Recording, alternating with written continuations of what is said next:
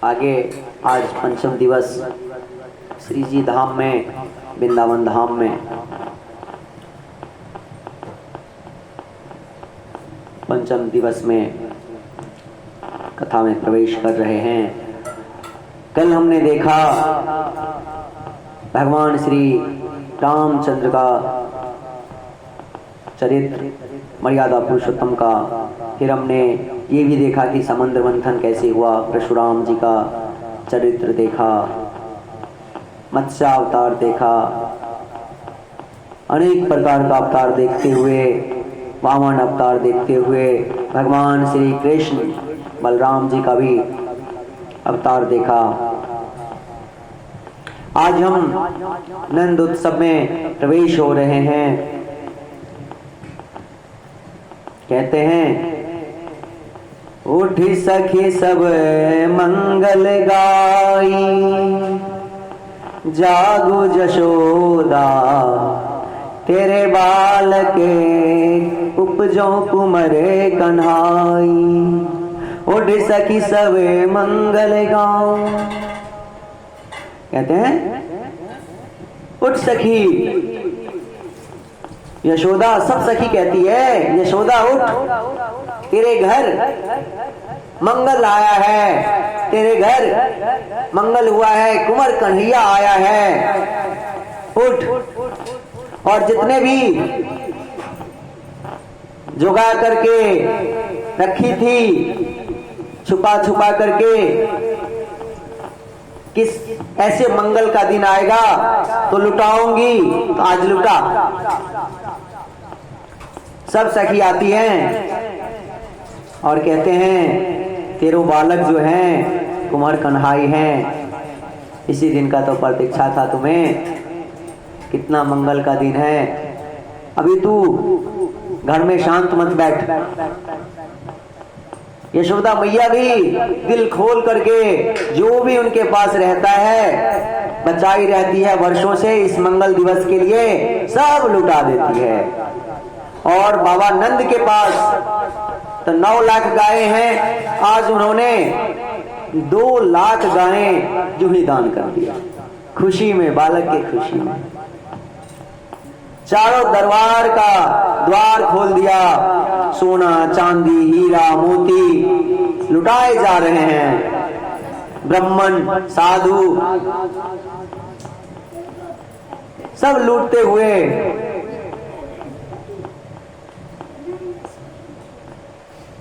सब आनंद कर रहे हैं। कहते हैं नंद के घर आनंद भयो, जय कन्हैया लाल की, हाथी घोड़ा पाल की, जय कन्हैया लाल की, जय कन्हैया लाल की, जय कन्हैया लाल की।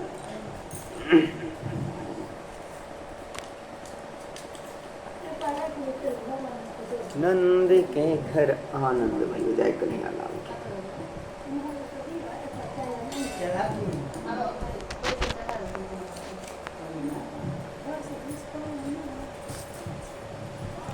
आजू नंद के द्वारे भीड़ लावे, आजू नंद के द्वारे भीड़ लागत, एक आवत एक जावत।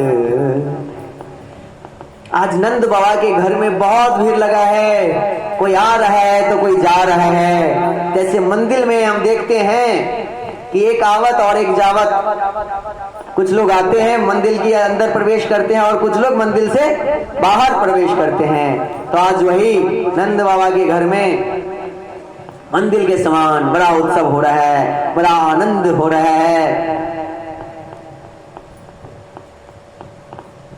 कभी जशोदा मैया जो है, जशोदा हरि पालन झुलावे, जशोदा हरि पालन झुलावे। जशोदा मैया जो है भगवान कृष्ण को पलड़ा पे रख करके, झूला पे रख करके बड़े प्रेम से झुलाती है, बड़े आनंद से, क्योंकि ऐसे दिन का तो इंतजार था कई वर्षों के बाद, कई वर्षों के बाद ऐसा दिन आया था, ऐसा उत्सव आया था। इस उत्सव को और खुशी में बांटना चाहती है। और नंद बाबा तो हैं, वो उनका तो कुछ होश ही नहीं था। इस उत्सव में जो मन किया, जिसने जो मांगा, जहां जो देखा सब लुटाते गए। लूटने दो, लूटने दो। हमारे भगवान भी जो हैं बड़े चंचल मन के हैं।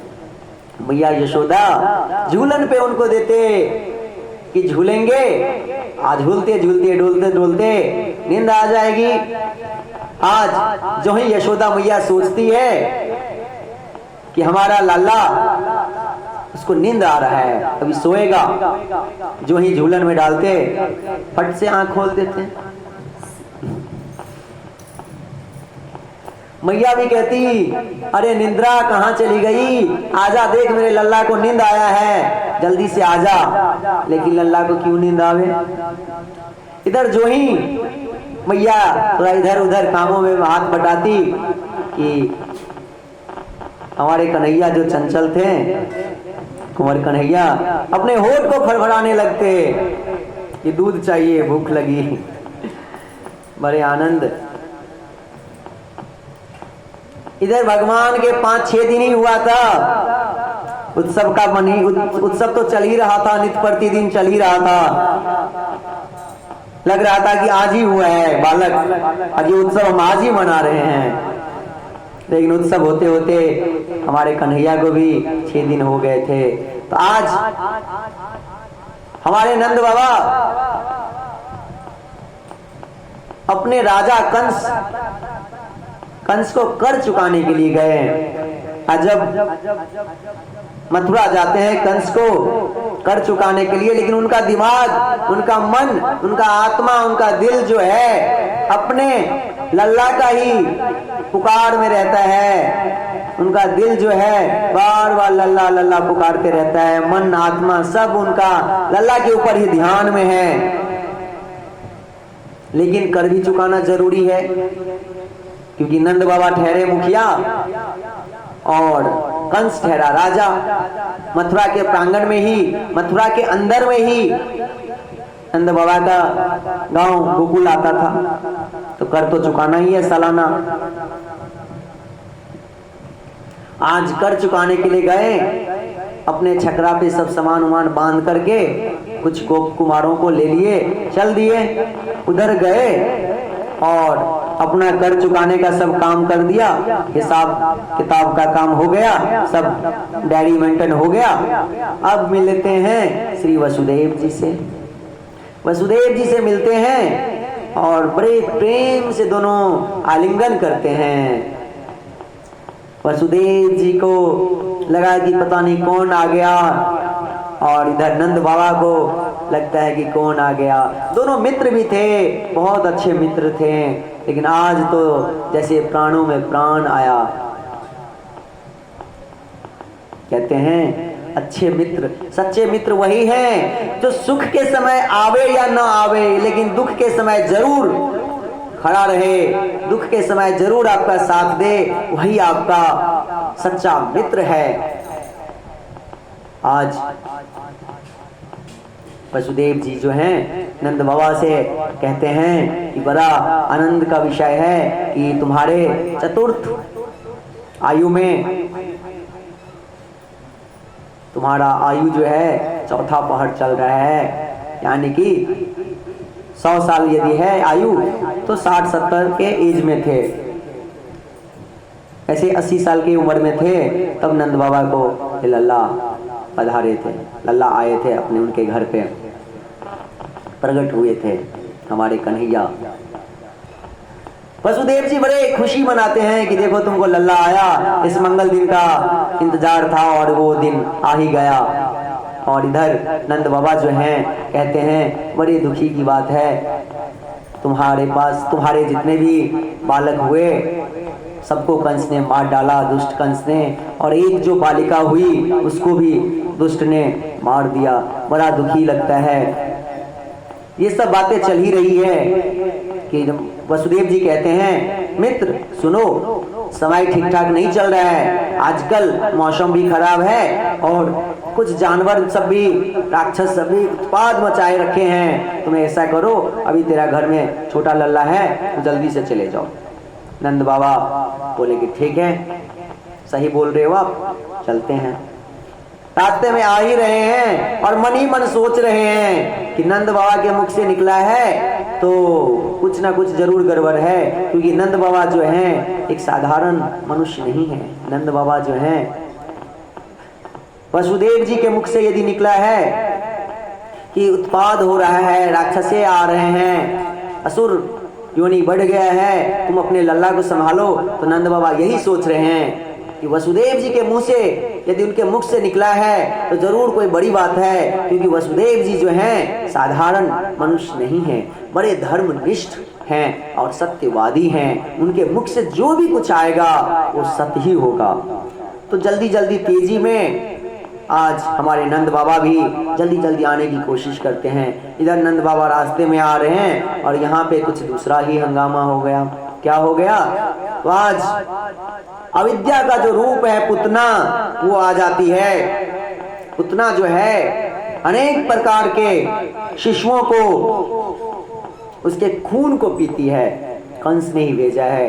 कंस ने कहा कि मुझे बच्चों का खून जो है बड़ा अच्छा लगता है, मैं खून की प्यासी हूँ, तो मैं जाती हूँ इस इलाके में, इस मोहल्ले में, मतलब इस इधर जितने भी नज़दीक में गांव है और जितने भी बच्चे हुए होंगे सबको मैं खा के आऊँगी।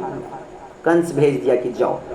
आज यही गोकुल धाम को आ जाते हैं और पुतना जो है यशोदा मैया को कहती है, बहन हमको पहचानी।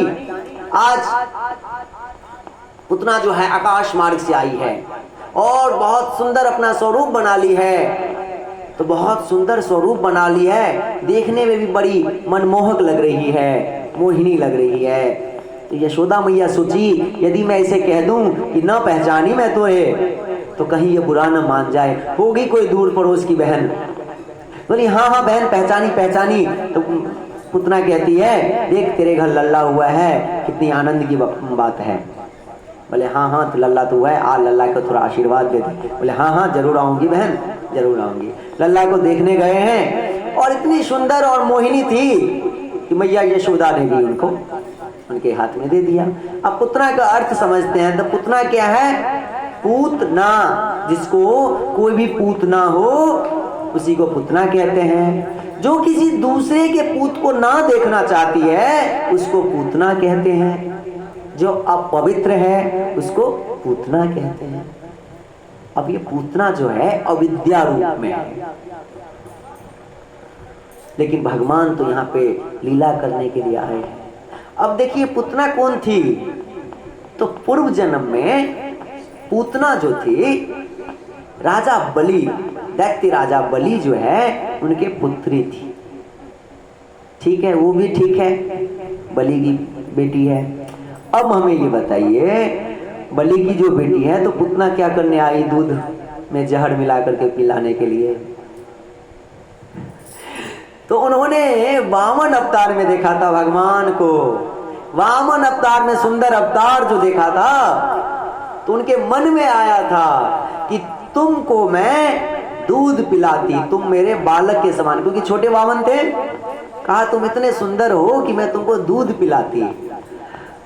पहले तो दूध पिलाने की उनके मन में ख्वाब आया, लेकिन जब वामन भगवान जो हैं 2 पग में आकाश पाताल नाप लेते हैं और तीसरा पद बलि के सर पे रख देते हैं, तो उसी समय उनके बेटी के मन में ये आता है, ये वामन को ना, छोटे से ब्राह्मण को ना दूध पिला के ना, दूध में जहर मिला के पिला दूं मैं।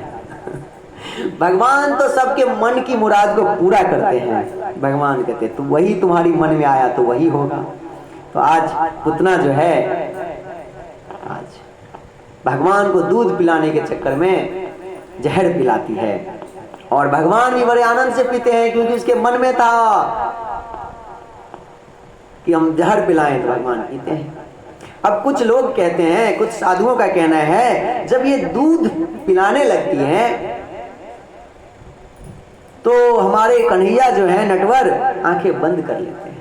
अब क्यों आंखें बंद करते हैं? तो सब साधुओं का अलग अलग मत है। कुछ साधु कहते हैं कि भगवान को बड़े अच्छे से पता था ये पुतना कौन है, ये कोई माता नहीं है, कोई हमारी मासी नहीं है, ये तो पुतना है, अपवित्र है, तो इसको मैं अपनी आंखों से कैसे देखूं, इसीलिए आंखें बंद कर लिया। एक साधु महाराज कहते हैं, भगवान सोचते हैं कि भैया मैं तो आया था दूध माखन मिश्री खाने के लिए, लेकिन ये तो आते ही आते क्या कर दिया, तो आते ही आते मुझे जहर पिला रही है, क्या करूं। एक साधु महाराज कहते हैं, इसलिए उन्होंने आंखें बंद कर लिया कि देखो राम भगवान के समय में भी, रामा अवतार में भी उन्होंने प्रथम वध जो है, प्रथम उद्धार उन्होंने तारका से किया था, स्त्री से ही किया था। और भैया कृष्णा अवतार में भी अविद्या रूपी पुतना स्त्री से ही कर रही है। अब क्या करें, भगवान भी सोच में पड़ गए कि भैया दोनों अवतार में यही हाल है हमारा, स्त्री जो माता जननी होती है उसी से हमें काम शुरू करना पड़ता है, करें तो करें। अनेक संतों का अनेक मत है। एक बार भगवान ने, एक साधु कहते हैं, इसलिए भी भगवान ने बंद कर लिया आंखें कि मैं माखन मिश्री खाने आया और ये जहर दे रही है, जहर तो पीना भगवान भोलेनाथ नीलकंठ का है। तो नीलकंठ को याद कर रहे हैं कि भोलेनाथ आइए और अपना जहर पी करके जाइए ताकि मैं दूध पी लूं मैया का। ये सब भी बात है। अब एक महाराज कह रहे हैं कि देखो भगवान के नयन जो है ना, दाहिना आंख सूर्य है और बायां आंख चंद्रमा है।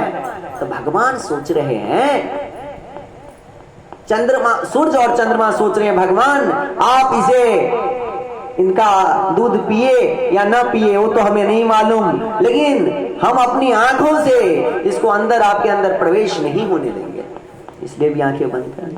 अनेक साधुओं का अनेक मत है।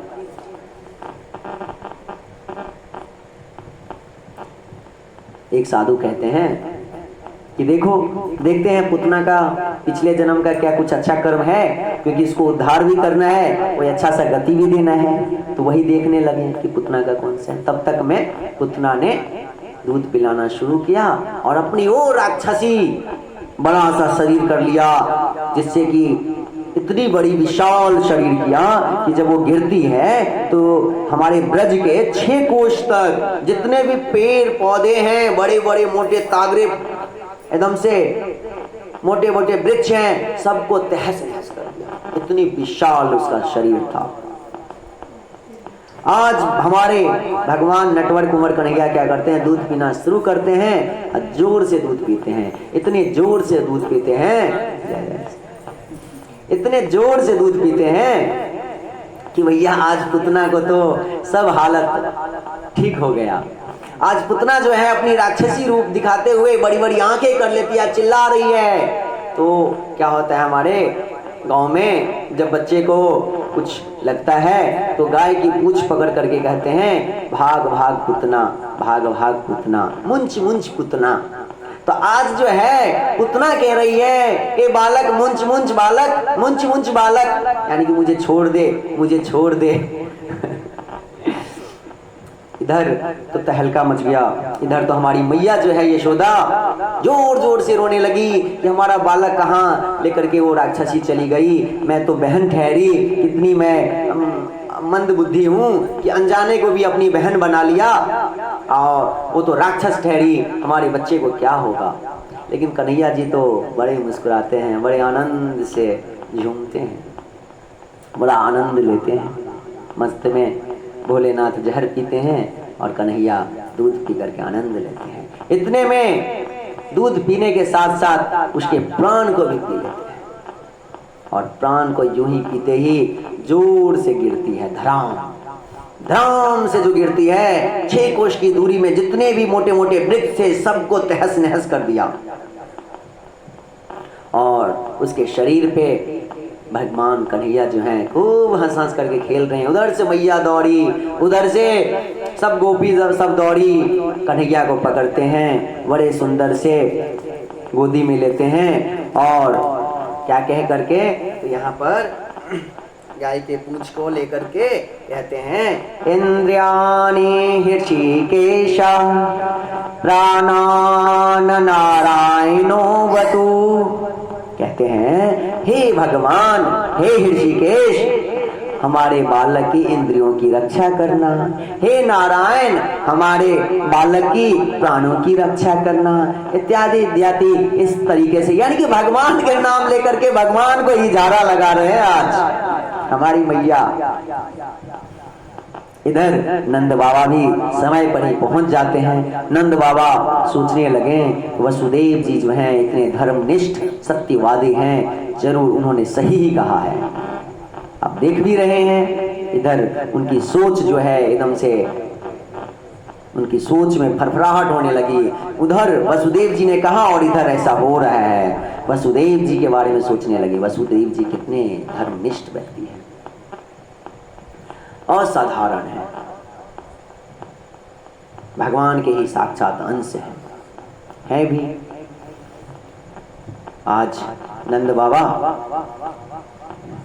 उतना इतनी बड़ी शरीर थी कि उसको खंड खंड कट कट के फिर उसको जलाया गया, क्योंकि एक बार तो उसे कोई उठा नहीं सकते थे, तो अलग अलग करके जलाया गया।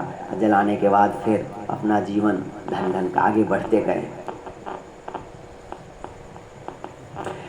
कहते हैं सुखदेव जी कहते हैं कि किसी भी तरह किसी भी हालत में और कैसा भी हो, भय से हो, प्रेम से हो, डर से हो, डराकर हो, दुष्टता से हो, भगवान को अपने मन में बिठा लेना सबसे बड़ा धर्म है। तो जब बलि की बेटी जो है वो भी चली गई थी रसातल सुतल लोक, तो भगवान नारायण ऐसे ही मिले तो पूछते हैं कि भगवान आपने हमको क्यों वध किया, हम तो आपको दूध पिलाने आए थे। तो बोले आपने तो हमें दूध पिलाने आए थे तो मैंने तो आपका दूध ही पिया, अब दूध पीते पीते आपका जय जय सिया राम हो गया, तो हम इसमें क्या करें। पुतना को उद्धार कैसा हुआ, पुतना को गति कैसे मिला, पुतना को जो यशोदा माता को गति मिला था वही गति पुतना को भी मिला।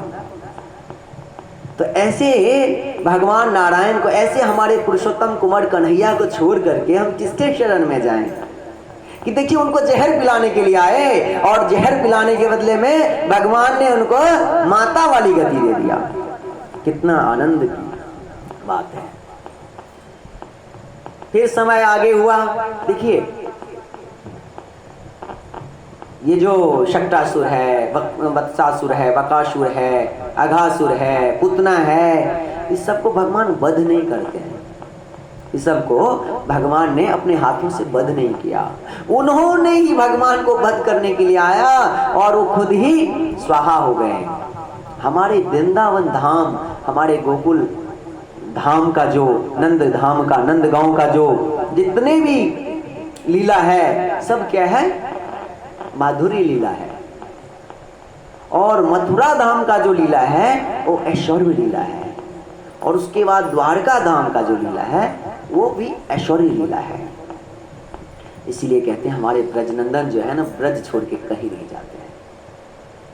अब देखिए धीरे धीरे भगवान आनंद में रहने लगे। 3 महीने के हो गए, नक्षत्र भी एक अच्छा नक्षत्र आ गया। जिस दिन उनका जन्म हुआ था उसी दिन उनका 3 मंथ हुआ। अब 3 महीने का जब हो जाते हैं तो भगवान थोड़ा सा उल्टा पलटी तो करने लगते हैं। इसीलिए नंद बाबा यशोदा मैया तो फिराक में रहती थी कि किसी तरह उत्सव हो हमारे घर पे, हम लल्ला को खुशी मनावें। अब सब गोपियां भी यही इंतजार में थी कि कब लल्ला को जाके देखूं, कब उत्सव मनाऊं। नंद बाबा अपने ब्राह्मणों को बुलाते हैं, साधुओं को बुलाते हैं, स्वास्थ्य वाचन करवाते हैं, मंगलाचरण करवाते हैं, ब्राह्मणों को दान देते हैं, ब्राह्मण लोग भी आशीर्वाद देते हैं, साधु महात्मा भी लल्ला को खूब आशीर्वाद देते हैं।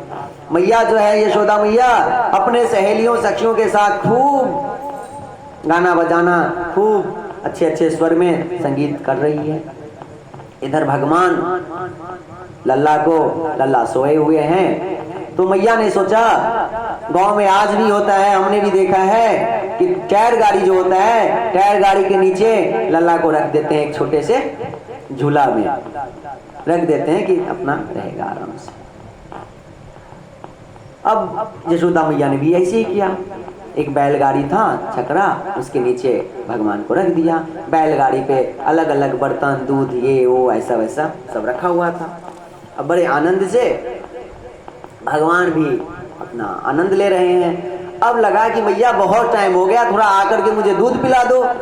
लेकिन यशोदा मैया तो सब गोपियों को, सहेलियों को सत्कार करने में लगी हुई थी, मेहमानबाजी में लगी है, सबको कुछ ना कुछ देना लेना ये कर रही है। भगवान हमारे कन्हैया का ध्यान तो भूल गई दूध पिलाना।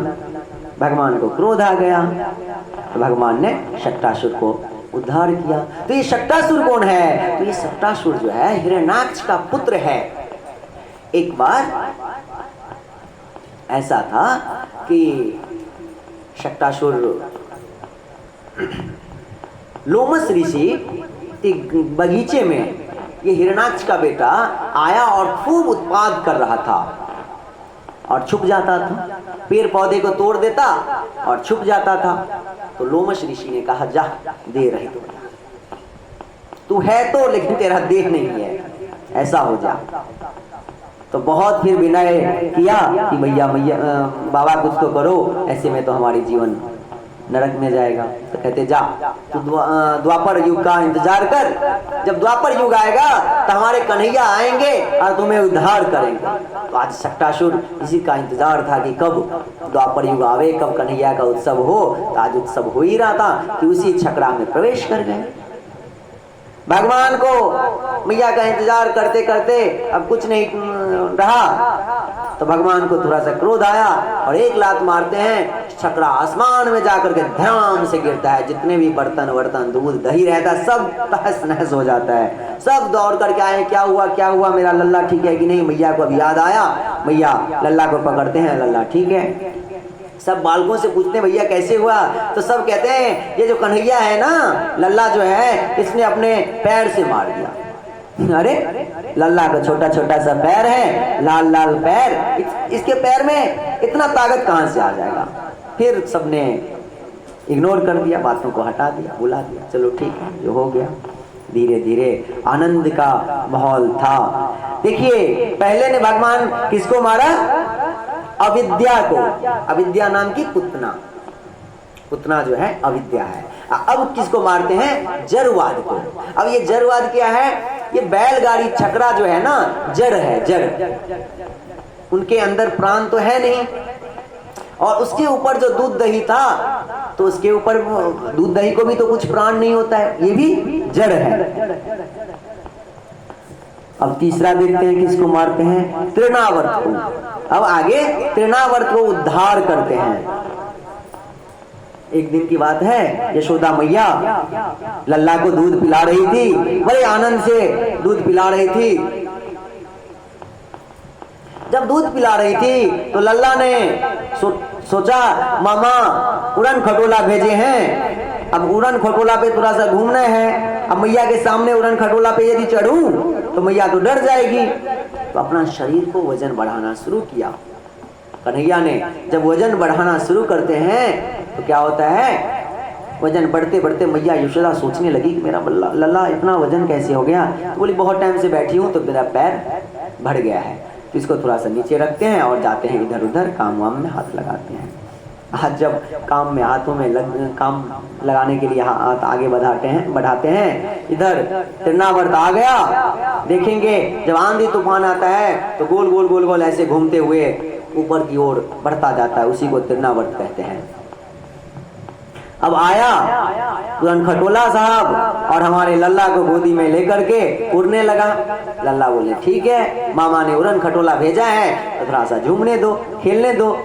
अब ये उड़न खटोला भाई साहब तृणावर्त घुमाते घुमाते अब किधर हो गया? मथुरा की तरफ चलने लगे हैं। तो कहते हैं अरे भैया रुको रुको, अभी मुझे मामा जी का दर्शन नहीं करना है, मामा जी का दर्शन करने के लिए थोड़ा टाइम है, अभी कुछ मुझे माधुरी लीला करने दो, माखन मिश्री खाने दो, फिर ले चलना। उसी समय भगवान क्या करते हैं, अपने शरीर को पत्थर, नील पत्थर की तरह विशाल बनाते हैं और जोर से तृणावर्त का गला पकड़ लेते हैं। भैया बच्चा है, डर गया इसीलिए गला पकड़ लिया। लेकिन ये पहाड़ की तरह जो भारी हो रहा है तृणावर्त का, उसी में जय जय श्री राधे हो गया।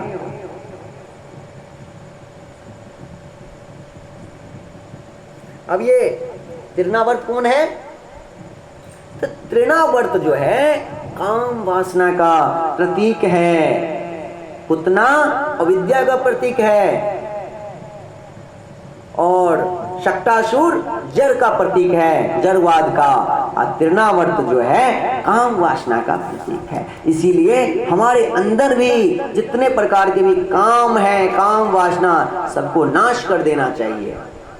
अविद्या है, अविद्या को भी नाश करना चाहिए। जड़, जो जड़ की तरफ पड़े रहते हैं, आलसी बने रहते हैं, उसको भी नाश करना चाहिए। आगे बढ़ते हैं। भगवान तो सुंदर सुंदर लीला करते रहते हैं, माधुर्य लीला वृंदावन में करते हैं, नंदगांव में, गोकुल में। अब नाम संस्कार होता है, नामकरण संस्कार, बड़े आनंद से भगवान इंतजार कर रहे थे कि भैया कोई नाम भी तो रख दो।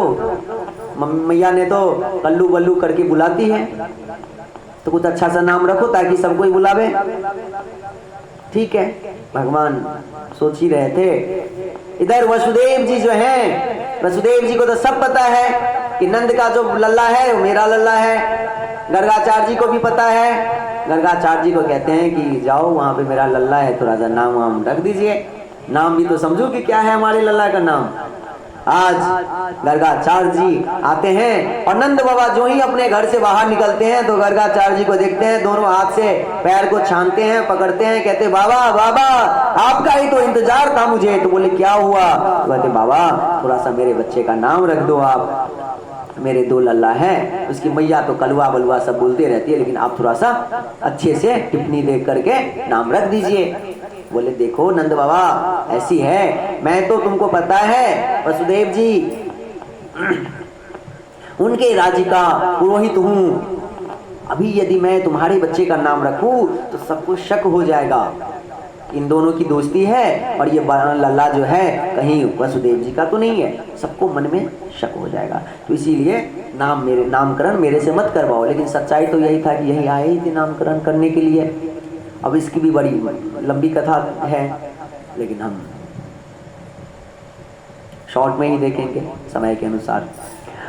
आज नंद बाबा कहते हैं बाबा मैं कुछ नहीं, एक ना सुनूं आपकी, आप जो है हमारे गौशाला में प्रवेश कीजिए और गौशाला में प्रवेश करके सुंदर से नामकरण कीजिए। तो कहते हैं गर्गाचार्य जी देखो नामकरण के लिए अच्छा दिन होना चाहिए, अच्छा मुहूर्त होना चाहिए, ग्रह नक्षत्र अच्छा होना चाहिए। कहते बाबा मैंने तो ये सुना है कि गौशाला में कोई ग्रह नक्षत्र की जरूरत नहीं है, कोई वास्तु दोष नहीं है। कहते हाँ ये तो सही बात है, गौशाला, इसीलिए वृंदावन धाम भी गौशाला है। और वृंदावन धाम में भी कोई ग्रह नक्षत्र काम नहीं करता है, कोई वास्तु गुण दोष नहीं होता है। जहां जब मन करे वहां पे घर बनाइए और बड़े आनंद से भजन कीजिए। यदि भजन करने के लिए आए हैं तो भजन कीजिए। बड़ी अच्छी बात है, गौशाला घुस गए। आज मैया यशोदा और रोहिणी मैया आपस में बात करते, देखो पंडित आया है, बाबा आया है, बड़े बड़े लंबे लंबे बाल लेकर बना करके बढ़ा करके। देखते हैं ये बाबा को कुछ आता भी है कि ऐसे ही हम लोगों को ठगने आया है। बलराम जी जो थे बलुआ, यशोदा मैया लेते हैं, और कृष्ण जो थे कलुआ, रोहिणी मैया को देते हैं। आज जब बाबा देखते हैं यशोदा मैया के गोद में बलराम जी, तो कहते हैं ये जो पुत्र है ये रोहिणी का पुत्र है और ये भगवान राम की तरफ मर्यादित होगा। तुम सबको तुम लोगों को बहुत अच्छे से ख्याल रखेगा, मेल मिलाप करके रखेगा, तुम लोग चिंता ना करना। तो इसका एक नाम हुआ राम, लेकिन ये बल में भी बहुत बलशाली होगा, इसीलिए इसका दूसरा नाम बलराम। और सुनो, ये सबको ना मेल करके मिलाप करके रखेगा, पूरे ब्रज वाले को, इसीलिए इसका नाम संकर्षण होगा। ठीक है, अब आगे आ जाओ रोहिणी, थोड़ा सा आगे बढ़ो तुम। रोहिणी थोड़ी सी मैया आगे बढ़ती है, बाकी गर्गाचार्य जी का वो कलुआ के पैर पे ध्यान चले जाता है। वो छोटा छोटा पैर, लाल लाल पैर, वो सफेद नाखून, उस पे ध्यान चले जाता है। और गर्गाचार्य जी जो हैं समाधिस्थ हो जाते हैं, समाधि में लग जाते हैं। अब नंद बाबा को बड़ी शंका हुआ कि क्या हो गया बाबा को, हिलाते डुलाते हैं, कहते बाबा क्या हो गया? अरे कुछ नहीं हुआ, कुछ नहीं हुआ, तुम्हारा जो ये लल्ला है ना, उसी की मैं थोड़ा सा मन से समाधि में जाकर के देखने लगा कि क्या भविष्य है तुम्हारा, इसका नाम रखेंगे कृष्ण। ये थोड़ा काला भी है और देखो कितना देखने में आनंदित है, कितना सुंदर लगता है, इसीलिए इसका नाम रखेंगे कृष्ण। कृष्ण शब्द का अर्थ होता है खींचने वाला। देखो मुझे अपनी ओर खींच लिया इसने, इसीलिए कर्षणात कृष्ण, सबके मन को अपनी ओर खींच लेगा, इसीलिए इसका नाम कृष्ण रखेंगे। ठीक है, कृष्ण का मतलब होता है कि दूसरे को आकर्षण करने वाला, अपनी ओर आकर्षित करता है और खुद भी आनंद लेता है और दूसरे को भी आनंद लेता है, उसी को कृष्णा कहते हैं। और दूसरा अर्थ होता है कृष्ण का काला, तो भाई साहब तो काला है ही, इसीलिए इसको पहचानना भी कोई कठिन काम नहीं है तुम्हारे ब्रज में, इसलिए इसका नाम कृष्ण रख दो। तीसरी बात ये है कि कृष्ण का अर्थ होता है नील वर्ण। नील रंग अनंत का प्रतीक है, अनंत रंग का प्रतीक है, इसीलिए कृष्ण छोटे भले दिखाई देते हो परंतु अनंत रूप में है, अनंत स्वरूप है, इसीलिए इसे नीले भी कहेंगे, कृष्ण कहेंगे, इसलिए भी किसको कृष्ण कहेंगे। चौथी बात यह है कि कृष्ण में एक कृष्ण और दूसरा न। कृष्ण का अर्थ होता है सत्ता और न का अर्थ होता है आनंद। तो सदानंद, सदानंद स्वरूप जो है उसका नाम कृष्ण है।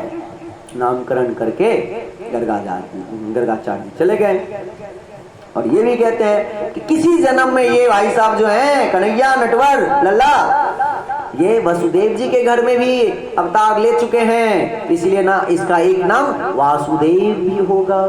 और सुनो, तुम्हें तो नहीं पता, हमें तो सब पता है कि हर युग में ये अलग अलग रूप लेकर के आते रहते हैं, कभी लाल वर्ण, कभी श्वेत वर्ण, इस बार काला नील वर्ण आए हुए हैं। ठीक है, तो चलो अब हम चलते हैं। आज बड़े अच्छे से गर्गाचार्य जी प्रसादी वरसादी पा करके बड़े आनंद से चले जाते हैं। अब धीरे धीरे हमारे कन्हैया का, कृष्णा का, बलराम का माधुर्य लीला अब प्रारंभ होता है। पहले भी माधुर्य लीला ही था, लेकिन अब थोड़ा सा धमाल वाला, पुराण वाला माधुर्य लीला होगा, क्योंकि अब जो है हमारे कन्हैया अब बलराम अपने घुटने के बल चलने लगे हैं, जिनको बोलते हैं ठेहुनिया देना, तो ठेहुनिया देने लगे हैं। एक दिन क्या हुआ, घर से दोनों भाई निकले, अपने आंगन में खूब खेल रहे थे। उधर मैया ने गाय का बछड़ा को खोल रखा था, वो भी इन लोगों के साथ खेल रहे थे। जब खेलते खेलते कन्हैया ने क्या किया, वो छोटा बछड़ा तो पूंछ पकड़ लिया, और जब पूंछ पकड़ा तो कन्हैया वो बछड़ा जो है घुमाने लगा, वो बछड़ा भी बच्चा भागते बन गया, हमारे कन्हैया भी बच्चा था। अब कन्हैया को मैया कहती है अरे लल्ला छोड़ दे। अब क्या होता है, जब घूम रहा होता है तो कन्हैया का जो लंगोट रहता है वो खुलने लगता है, तो एक हाथ से चट से पूंछ को पकड़ा रहता है, एक हाथ को अपने लंगोट को पकड़ता है। मैया कहती है छोड़ दे, तो कन्हैया को लगता है कि लंगोट को छोड़ दे। कन्हैया ने लंगोट छोड़ दिया, अब ये लंगोट तो उड़ के भाग गया। कहते अरे गाय को, बछड़ा को छोड़ दे, पूंछ को छोड़ दे। पूंछ को छोड़ते हैं कन्हैया, अधराम से गिरते हैं और नंग भंग होकर के इधर उधर होने लगते हैं। मैया आती है, फिर उसको सहलाती है, नहाती है, अच्छे सुंदर प्रेम से आनंद से रहती है। फिर आगे होता है एक दिन मोर पंख पे मोर आते हैं आंगन में, तो मोर पे बैठ जाते हैं। मोर पे जब बैठ जाते हैं तो मोर क्या करता है, 10-20 फीट ऊपर लेकर के उड़ जाता है। अब मैया बचाओ करते रहते हैं। मैया आती है, फिर हे भगवान, हे नारायण, हमारे बालक का रक्षा कर, ऐसे कर, फिर मोर महारानी आकर के ले जाते हैं मोरनी। तो हमारे कन्हैया का इस प्रकार से उत्पाद होते रहता है। अब भगवान को हम लोग क्या कहते हैं, माखन चोर भी कहते हैं। तो अब देखिए माखन चोरी भी करेंगे। एक गोपी थी, उनके मन में हो रहा था, ओह कन्हैया देखो यशोदा के घर में कितना उत्पाद करते रहते हैं, यशोदा मैया तो मारती भी है, मेरे घर भी करता तो मैं नहीं मारता, मेरे घर भी आता तो मुझे बड़ा आनंद आता। कन्हैया भी थोड़े से बड़े हो गए थे, जो कि अपने घुटनों से बढ़ करके पैरों पे चलने लगे हैं। आज कन्हैया अपने मित्रों के साथ, गोप कुमारों के साथ झुंड बनाया और कहते हैं, सुनो अब मुझे तुम देखो, हम लोग वृंदावन वाले जो हैं, हम लोग जो गोकुल वाले हैं, देखो कितने दुबले पतले हैं। अब मथुरा वाले को देखो, पहलवान सब हैं, हट्टे कट्टे हैं। क्या होता है, हमारे बाबा लोग जो हैं, भैया बाबा, सब दूध दही तो उधर भेज देते हैं। हमारे लिए दूध का जो बचा हुआ थोड़ा सा अंदर का रह जाता है, बस वही तो इसीलिए ताकत नहीं होता है। तो ऐसा करो, अब क्या होगा, दूध दही माखन जो होगा ना, माखन जो बनाएंगे वो बेचने से पहले हम लोग ही खा लेंगे। बोले ठीक है। तो सब मिल करके चोर प्रचार मंडल बनाते हैं। बहुत अच्छा, चोरी करने के लिए, चोरी करना अच्छा लगता है। देखिए दूसरे को आनंद, हमारे कन्हैया ने चोरी नहीं किया, हमारे कन्हैया ने दूसरे को आनंद देने के लिए चोरी किया। ठीक है, उसको चोरी नहीं कहेंगे।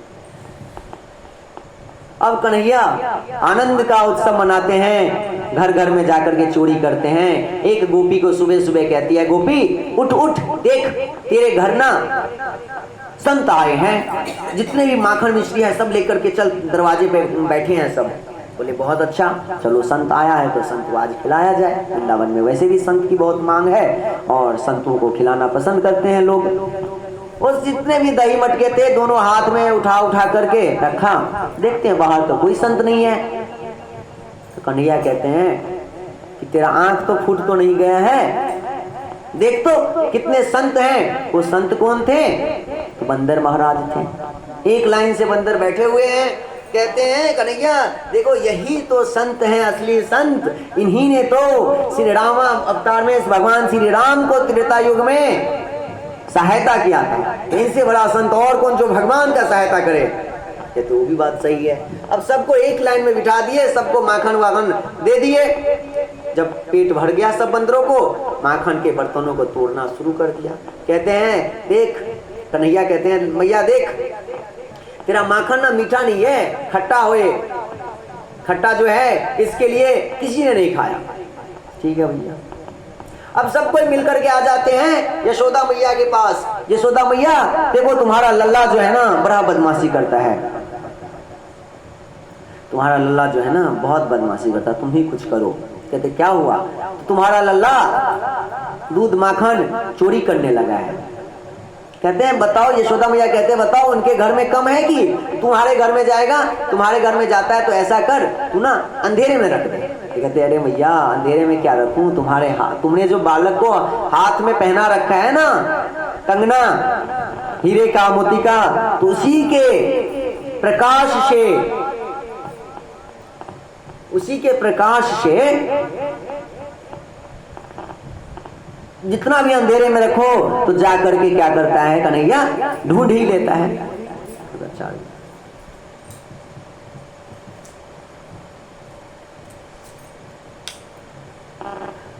फिर एक मैया कहती है मेरे घर भी चोरी किया, देखो सब संतों को नाम पे बुला करके आज सब बंदरों को खिला दिया। सब बंदरों को जो खिला दिया तो कम से कम बंदर भी खा करके बर्तन छोड़ देते हैं, तो सब बर्तन को भी तोड़ दिया, जितने भी दही के मटके थे। बहुत बदमाश हो गया लल्ला तेरा। तो कहते तू अपने दही को ना ऊपर रखा कर। ठीक है। आज एक गोपी जो है यही करती है, दही को ना ऊपर रख लेती है, उसमें क्या करती है तो घंटी लगा देती है। जब भी कन्हैया आएगा दही माखन लेगा तो घंटी बजेगा। बोले ठीक है। कन्हैया धीरे से आता है अपने ग्रुप को लेकर के, चोर प्रचार मंडल को, सब कंधे के ऊपर, कंधे के ऊपर दही मटकी आपने देखा होगा, ऐसे ऐसे करके कन्हैया सबको पहले दही खिलाते हैं। और जो ही खुद को मुख में लेते हैं कि जोर से घंटी बजने लगता है। कहते क्यों नहीं भैया घंटी, क्यों तूने बजा? तो कहते घंटी, कहते हैं महाराज, हे ठाकुर जी महाराज, यदि आज भी ना बाजू मैं, आपने भोग लगाया और मैं घंटी न बजे तो भोग कैसा, मेरा तो अस्तित्व ही खत्म हो जाएगा। तो आपके नहाने वक्त, आपके आरती वक्त, आपके शयन वक्त और आपके भोजन वक्त तो मेरा घंटी बजने का तो है ही, इसीलिए जब तक मेरा घंटी न बजे तब तक आप भोजन न पाते हैं, जब तक घंटी न बजे आप स्नान नहीं करते हैं, जब तक घंटी न बजे तो आप शयन को नहीं जाते हैं। इसीलिए तो घंटी तो हमारा बजना ही है, आपने तो इसलिए मुझे भेजा है यहाँ पे। बोले चलो ठीक है, मैं तुम्हें बाद में देखती हूँ, बाद में देखता हूँ। कन्हैया बोलते हैं, उधर से आ जाती है गोपी, कन्हैया को जोर से हाथ पकड़ते, भैया बड़े तुम उत्पाद कर रहे हो, बड़े बदमाशी कर रहे हो, चल तू मैया के पास। यशोदा भी, तुम्हारी मैया भी कहती मेरा लल्ला बड़ा सीधा है, चल आज आते हैं रास्ते में।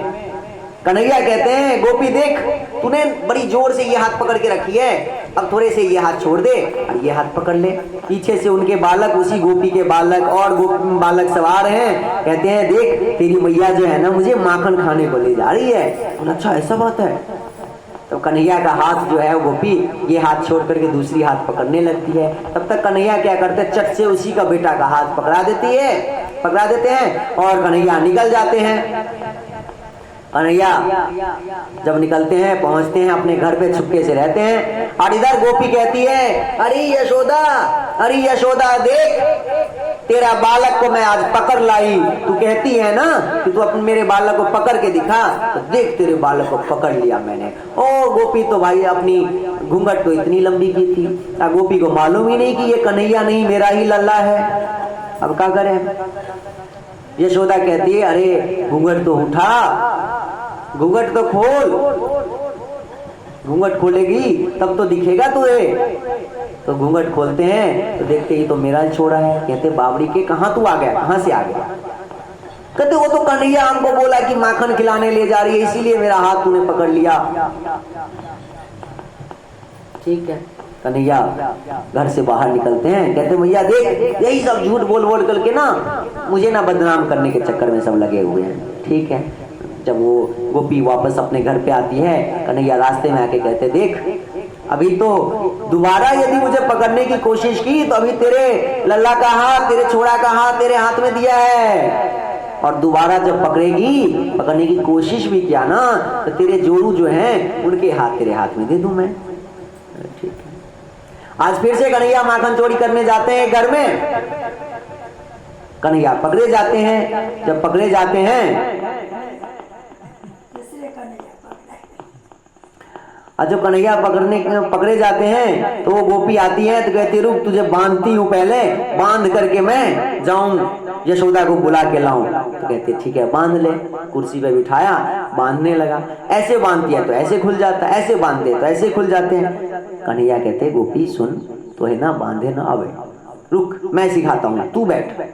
गोपी बैठ गई बेचारी सीधी सादी। अब बांध दिया कन्हैया ने। देख पहली गांठ राम गांठ, अब देख दूसरी गांठ, अब तीसरी गांठ, उसके दोनों हाथ दोनों पैर कस के बांध दिया, वो कमर को भी कुर्सी से बांध दिया। अब ना तो बेचारी उठ पाती ना। कहती देख कन्हैया मैं सीख गई, अब तू मुझे खोल दे। कन्हैया कहते हैं अरे गोपी मैं जिसको एक बार बांध लू ना उसको दोबारा खोलता नहीं हूं मैं। कन्हैया निकल गए। फिर एक दिन ऐसा आया, एक गोपी के घर आते हैं। वो गोपी बड़ी चालाक, क्या करती है अपने छत के ऊपर खटिए के नीचे में माखन रखती है। जो ही कन्हैया आएगा तो मैं तो समझ ही जाऊंगा। ठीक है। कन्हैया भाई साहब देखते हैं घर में कहीं दूध नहीं है। सुबह 4 बजे सब खोज के निकलते, कहीं नहीं है। तो जा करके छत पे जाते हैं, कहीं छत पे न रखें, और घर के लोग भी नहीं है, आखिर कहाँ चले गए, मरवर तो नहीं गए कहीं जा करके। छत पे जाते हैं तो छत पे अच्छा सोए हुए हैं खटिए पे, खटिए के नीचे में माखन रखे हैं। बहुत अच्छा बहुत अच्छा। तो आज कहते हैं बहुत अच्छा। कन्हैया क्या करते हैं, कहते ठीक है माखन तो लूंगा ही, और उसी खटिया के रस्सी से जोर से उसके बाल को बांध देते हैं और माखन को उसके खटिया के सामने उधेल देते हैं। नीचे उधेल दिया और उसके कान में आकर के जोर से वाह कर दिया। अब ये छोरी जो थी डर के मारे, इसका हालत खराब कि भूत लग गयो, भूत लग गयो, भूत लग गयो। ये डर डर के, ओ मैया कहाँ गई, अरे माँ कहाँ गई, भूत लग गयो मुझे, चिल्लाने लगी। अब वो मैया को भी डर हो गया कि मेरी बेटी को क्या हुआ।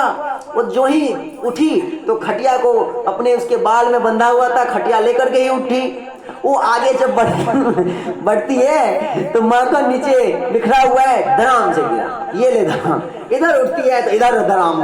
मैया दौड़ दौड़ के आती है, उसको फिर जोर से पकड़ती है, उसके चोटी से उसका खटिया को खोलती है, कहती है शांत हो जा, शांत हो जा। फिर भी शांत नहीं होती है तो एक मटका पानी आकर के उसके सर पे उधल देती है बड़े अच्छे से, तब जा करके होश आया। एक दिन एक कन्हैया एक बहू को आकर के कहती है, नई दुल्हन को, गोपी को, अरे गोपी तू यहाँ घर में है, तेरी सासू जो है ना यमुना किनारे गई है दूध लाने, जल लाने, और वहां पे क्या हुआ कि पैर पिछल गया। पैर जो पिछल गया, दोनों हाथ दोनों पैर टूट गए।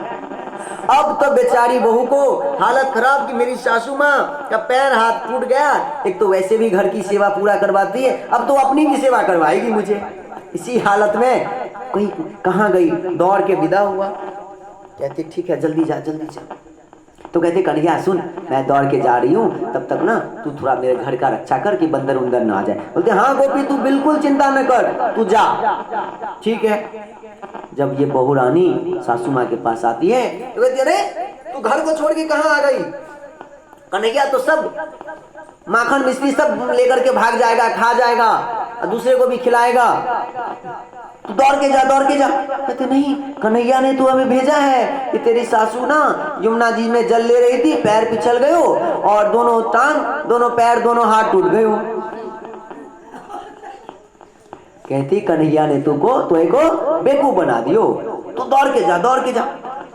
अब आते हैं, जब दौड़ के आने लगते हैं, बेचारी बहू रानी, कन्हैया क्या करते, उनके घर में जितने भी माखन है सब तो खुद को भी खाते हैं, खुद क्या खाएंगे अपने गोप कुमारों को खिलाते हैं, और गाय को, बंदर को, कुत्तों को खिलाने में उनको बड़ा आनंद आता है, सबको खिला देते हैं। और थोड़ा बहुत जो बच गया घर के चौखट पे गिरा देते हैं पूरे को। उधर से बेचारी बहू रानी दौड़ दौड़ के आई, नई दुल्हन गोपी दौड़ के आई, घर के चौखट पे धड़ाम से गिरी। दे धड़ाम, उठती है तो धड़ाम, उठती है तो धड़ाम, ऐसे गिरती जाती है। उधर से सासू माँ आई तो हाथ में एक तो मस्तक माथे पे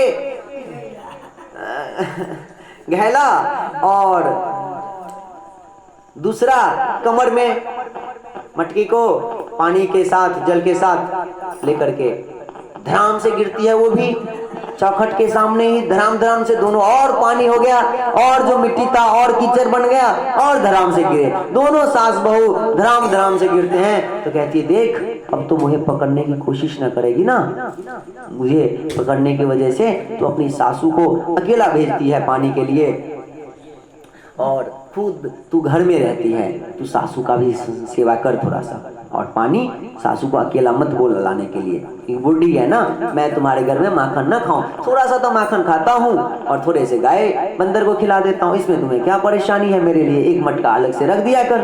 तो कहते हैं हाँ कन्हैया तुम्हें वास्ते ना एक मटका मैं अलग से। बोलिए हमारे श्री कृष्ण कन्हैया लाल की जय, श्री माखन चुरैया की जय, श्री बंसी वाले की जय। अब क्या होता है, कन्हैया को मैया जो कहते हैं ये दूध पी, दूध पी। तो कहते हैं मुझे दूध ना पीना है। कहते हैं दूध पिएगा ना तो तेरी चोटी जो है ना, ये चोटी जो छोटा छोटा चोटी है ना, जो बहुत बड़ा हो जाएगा। कहते अच्छा मैया दूध पीने से चोटी बड़ा हो जाएगा, तो मैं तो खुद खूब दूध पीऊंगा, सुबह शाम दोपहर। भाई साहब लल्ला खूब दूध पीते हैं। एक दिन कन्हैया मैया को कह रहे हैं कि मैया देख मेरी चोटी तो इतना ही छोटा है, अभी तक बड़ा कहाँ हुआ है, ये तो चोटी बढ़ता ही नहीं है। मैं तो दूध पीते पीते थक गया हूँ, और मैं जो माखन रोटी मांगता हूँ वो तो तुम देती नहीं है। सुबह शाम दूध पियो कहती रहती है। तो दूध पी पी करके मैं थक गया और मेरा चोटी भी नहीं भरा हुआ, तो कुछ करो तुम, अब मैं दूध ना पीऊंगा। कहते बेटा लल्ला, और दूध पिएगा तो और लंबा होगा चोटी, देख फिर तुम्हें ना अच्छे से बांध करके ना इसमें ना रबर लगा दिया करूंगी। कहते मोए ना रबर ना लगाना है, तू खाली झूठ बोलती है कि दूध पी, मोए ना माखन रोटी चाहिए। कहते माखन रोटी भी खाइयो, अभी दूध पी ले। भाई साहब पीने लगे, मैया की बात कौन काटे। अब आगे एक दिन कन्हैया जो है, कन्हैया को लेकर के मैया तालाब को जाती है कपड़े उपड़े धोने के लिए, और कन्हैया को रख देते हैं तट पे। उधर बलराम जी हैं और श्री दामा है, बिल्प मंगल है, सब कोई खेलते कूदते रहते हैं। और कन्हैया क्या करते हैं, थोड़ी सी माखन लेते हैं, अपने मुख में रख लेते हैं। अब माखन अब थोड़ी सी मिट्टी को अपने मुख में रख लेते हैं, मृत्यु भक्षण लीला है। अब मिट्टी को जो मुख में रख लेते हैं, उधर से बलराम जी देख लेते हैं, सब गोप कुमार देख लेते हैं, मैया को कहते हैं मैया देख मिट्टी खाया तेरा लल्ला। अब मैया जो है कहते तूने मिट्टी क्यों खाया, तो कहते ना मैया मैं मिट्टी नहीं खाया, ये सब झूठ बोल रहे हैं। बोले अच्छा झूठ बोल रहे हैं, तेरा दाऊ भैया भी झूठ बोल रहे हैं। बोले हाँ मैया, दाऊ भैया तो जानबूझ करके हमको हमेशा सताते हैं और कहते हैं तू मेरा ये काम कर, यदि ये काम नहीं करेगा ना तो फिर मैं मैया से ना उल्टा सीधा बात बोल के ना तुमको मार कर खिलवाऊंगा। सब झूठ बोलते हैं। कहते अच्छा ठीक है, तू जरा मुंह खोल। कन्हैया सोचते हैं कि पिछली बार मुंह खोला था तो मैया तो डर गई थी, तो अभी हमको ना बोलेगी मुंह खोलने के लिए, लेकिन मैया फिर से कहती है मुंह खोल। जब मुंह खोलते हैं कन्हैया जी तो देखते हैं वही जम्बू द्वीप में भारतवर्ष में गोकुल धाम में कन्हैया मैया जो है कन्हैया को ऐसी मुख खोल के देख रहे हैं, पूरे ब्रह्मांड जो है उनके मुख में घूम रहे हैं। मैया को एक पल के लिए डर हो गया कि फिर से क्या हुआ हमारे कन्हैया को, कहीं हमारा कन्हैया जो है भगवान तो नहीं है। अब कन्हैया समझ गए यदि मन मोहे भगवान समझ लियो मैया तो जाके मंदिर में बिठा देगी और सुबह शाम थोड़ा सा माखन भोग लगाएगी, माखन मिश्री भोग लगा करके वही तो ना तो गोदी लेगी, ना दूध पिलाएगी, ना मोहे माखन रोटी देगी और ना मुझे लोरी सुनाएगी। क्या करूं मैं? तो भगवान ने चुटकी बजाया और उस मैया को पूरे यादाश्त को ही भुला दिया। बड़ी सुंदर लीला था, बड़े सुंदर आनंद से। एक दिन ऐसा होता है कि उखल बंधन लीला कार्तिक मास का है। कार्तिक मास में हम लोग दामोदर लीला मनाते हैं। उधर से कन्हैया खेलते हुए आ गया मैया की गोदी में। मैया से पूछती है मैया तोहे बोल, तुझे मैं प्यारा हूँ कि तुम्हारे घर का जो ये माखन मिश्री है इतने सारे वो प्यारा है? कहते लल्ला तू भी कैसे बात कर रहा है, तू मेरा प्यारा है, तू मेरा लल्ला है। बोले ठीक है अभी परीक्षा हो जाओ देखने दो। कन्हैया तो है ही परीक्षा में माहिर लेने में। अपने शरीर को थोड़ा सा फैलाना शुरू कर दिया, भारी होने लगा। और जब भारी होने लगा और उधर क्या हुआ तो एक चूल्हे पे ना दूध उबल रहा था। दूध जब उबल रहा था तो कन्हैया को मैया ने क्या किया, यूं बिठा दिया और चली गई दूध लाने के लिए, दूध को देखने के लिए। जब इधर कन्हैया जो थे दूध जो पी रहे थे मैया का दूध, उनको तृप्ति नहीं हुआ था, उनको और पीना था। अब क्रोध आया कन्हैया को, देखो अभी हमारी मैया बोल रही थी मेरा लल्ला सबसे प्यारा है, ये माखन मिश्री दूध दही कोई प्यारा नहीं है, गाय भी नहीं है, गाय से भी ज्यादा प्यारा मेरा लल्ला है। अभी एक छोटा सा दूध थोड़ा सा उबल रहा था, नीचे गिर रहा था कि मुझे नीचे पटक करके खुद चली गई। अब कन्हैया को बुरा लगा, गुस्सा लगा और जितने भी पुराने दादा जमाने के बर्तन थे मटके उटके सबको तोड़ ताड़ दिया। अब इधर मैया आई देख करके तो बड़ी गुस्सा में, क्रोध में कि भैया तूने ऐसा क्यों किया। अब कन्हैया को एक हाथ में मैया ने क्या किया, एक हाथ में एक डंडा लिया और कन्हैया को जोर जोर से पकड़ने के लिए तेजी से कूदने लगा।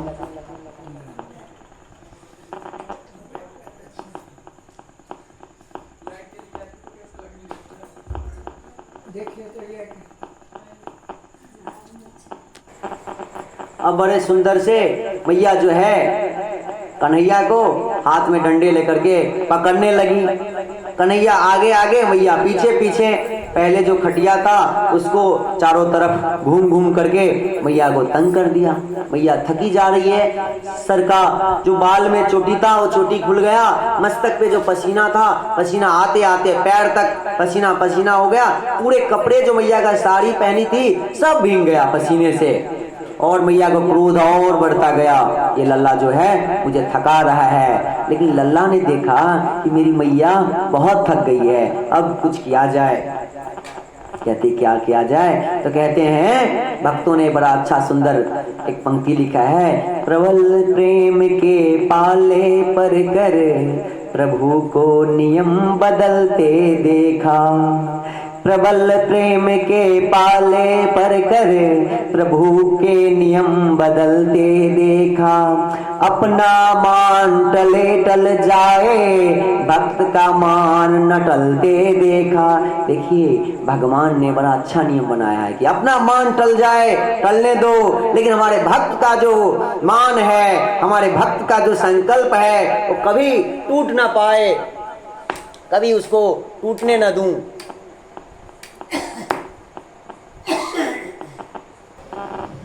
मैया यशोदा ने बहुत थक गई, उनका पसीना पसीना हो गया, शरीर लथपथ हो गई। कन्हैया सोचे अब चलो मैया के हाथ में पकड़ में आ जाते हैं, मैया क्रोध में हो गई है।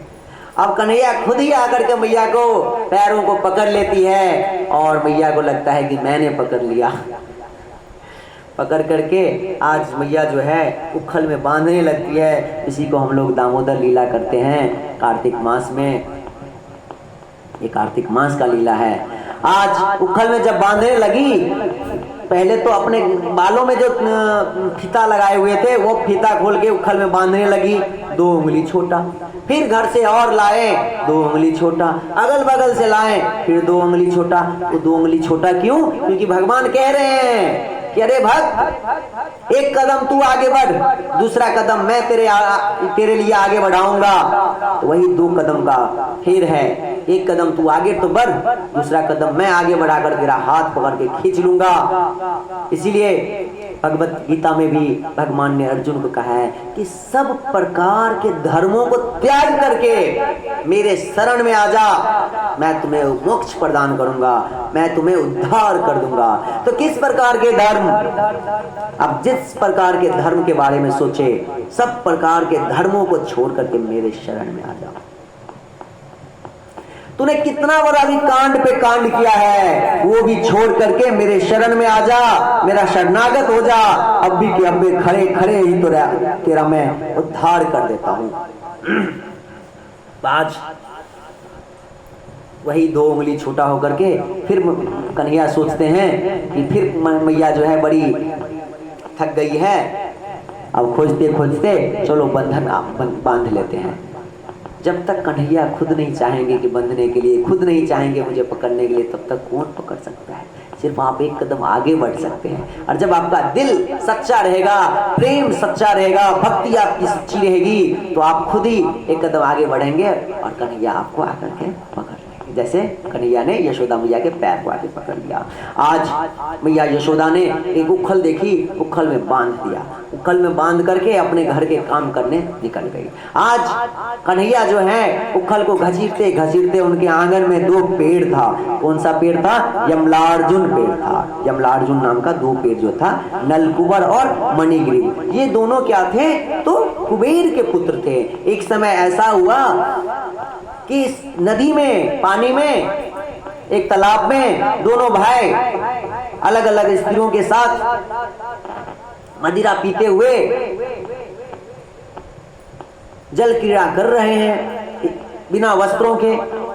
इधर नारद जी आते हैं, नारद जी जब देखते हैं बाकी के स्त्रियां सब अपने अपने वस्त्र पहनने लगती है, शर्मा जाती है, लेकिन नल कुबर मणिग्रीव जो है दोनों भाई सोचते हैं भैया मैं तो कुबेर का बेटा हूं, मुझे क्या होगा। आज नारद जी ने श्राप दे दिया कि जा तू बिना कपड़े का, सबको तो शर्म आया लेकिन तुम दोनों भाई को शर्म भी नहीं आया कि कपड़ा पहन लूं।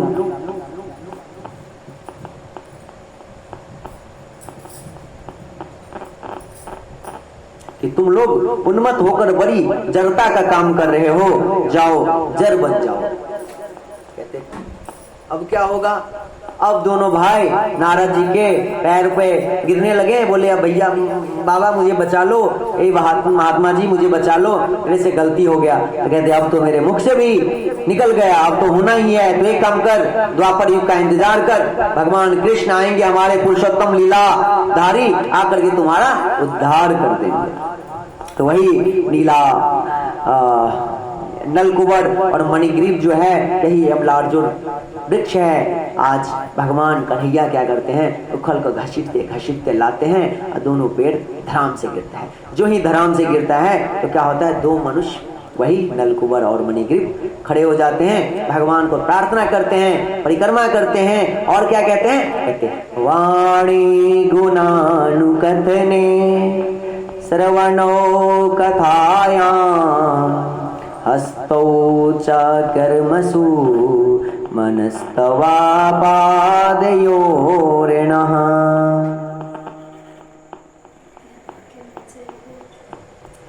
स्मृत्यां शिरस्तवा निवास जगते प्रणामे दृष्टि सतां दर्शनस्तु भवतनु नाम।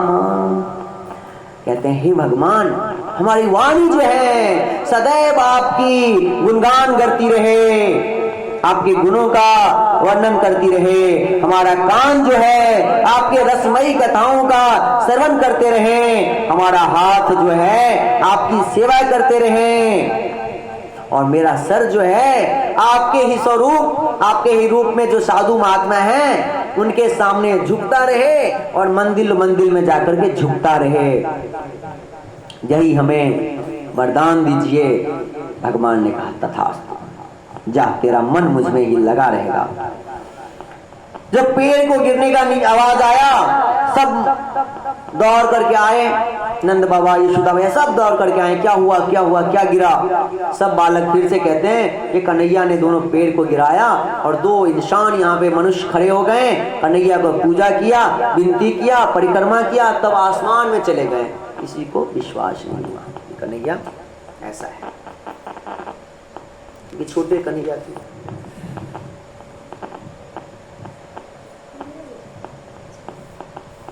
उसके बाद सब गोप कुमार सब गोप नंद बाबा के साथ बैठते हैं और कहते हैं कि देखो हमारे कन्हैया के ऊपर अनेक प्रकार का घटनाएं होता है, हम लोगों को कहीं बाहर जाना चाहिए, ये जगह छोड़ करके। कहते हैं हाँ कहाँ जाएं, तो चलो वृंदावन। वृंदावनम गोवर्धनम यमुना पुलीन नानी चा, ये सब वृंदावन आकर के बस है।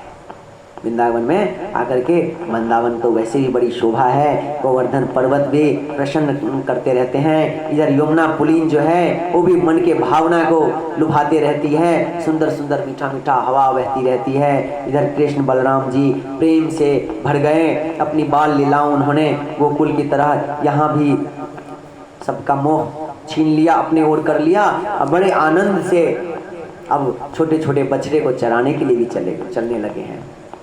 आज बत्सासुर नाम का असुर आया, बत्सासुर जो है बछड़े का रूप पकड़ के आया और बछड़ों में मिल गया। कन्हैया ने समझ लिया कि ये राक्षस है, असुर है। आते हैं पीछे से, दोनों पैर को पकड़ते जोर से घुमाते हैं और गोविंदाय नमो नमः कर देते हैं। ये बत्सासुर जो है अहमता, ममता, आसक्ति का प्रतीक है। तो हमारे अंदर भी जो आसक्ति है उसको भगवान कृष्ण के शरण में उठा करके दे दीजिए कि भैया कृष्ण आप इसे भी गोविंदाय नमो नमः कर दो। फिर बाकासुर आते हैं। बाकासुर क्या, तो बोगले के रूप में तो बोगला आता है, कन्हैया को चोंच पकड़, मतलब कन्हैया को अपने चोंचों से बार बार डंक मारने लगता है। कन्हैया कहते अच्छा भैया, मुझे मेरे साथ शरारती। कन्हैया दोनों चोंच को पकड़ करके फाड़ देते हैं और फेंक देते हैं। देखिए हमारे कन्हैया जो है उतना मौसी को यानी कि अविद्या को, उसके बाद जड़ता, शक्टासुर, काम, तृणावर्त, दंभ, ये सब आते हैं और भगवान सबको खत्म करते जाते हैं। तो ये हमारे आपके अंदर भी जो है अविद्या, जड़ता, आशक्ति, मोह, ये सबको खत्म करते जाइए, भगवान को देते जाइए कि भगवान ये ले जाओ। भगवान से कुछ मांगना है कभी भी तो भगवान से यही मांगिए कि हे भगवान मुझे सहनशील बनाओ और मेरे अंदर जो ये दुष्टापन है, आशक्ति, मोह, माया है, इसको दूर करो आप। ये अविद्या है, जड़ता है, दंभ है, काम वासना है, इस सबको दूर कर दीजिए। अब आता है अघासुर। एक दिन सब कन्हैया सब अपने मित्रों के साथ खेल खेलते रहते हैं। अघासुर माने, अघ माने पाप। कंस के बाद कंस ने एक और असुर को भेजा, उसका नाम है अघासुर, पाप। और ये कौन है तो सांप है, बहुत बड़ा सांप। अब ये भाई साहब आ गए और आने के बाद यहाँ पे बहुत बड़ा विशाल अपना मुंह खोल करके बैठे हैं। सब गोप कुमार कहते हैं कि भैया ये तो जो है हमारे शहर में ना, हमारे वृंदावन धाम में कुछ नया पुल बना है। कोई कहते हैं नहीं नहीं ये ना गुफा बना है। कहते हैं चलो जो भी बना है चलो अंदर घुसते हैं। जो ही कृष्णा का इंतजार था, सब गोप कुमार तो अंदर घुस ही गए थे, कन्हैया भी अंदर घुसे और अघासुर ने अपना मुंह बंद किया और मथुरा की तरफ जाने लगे। इधर मुंह जो बंद किया तो सबकी सांसें हलपने लगे। अब क्या करूं? भगवान कृष्ण ने अपने शरीर को विशाल किया, विशाल करते इसके मुंह को फाड़ दिया। सब दोस्तों को आकर के दोस्तों को निकाला। अब फिर साथ में यमुना किनारे पे बैठ करके सब कोई दही भात खाने लगे। दही भात खाते हुए अचार था, दही था, सब निकाले और एक दूसरे को खाने लगे। तो उसका खाता उसका खाता।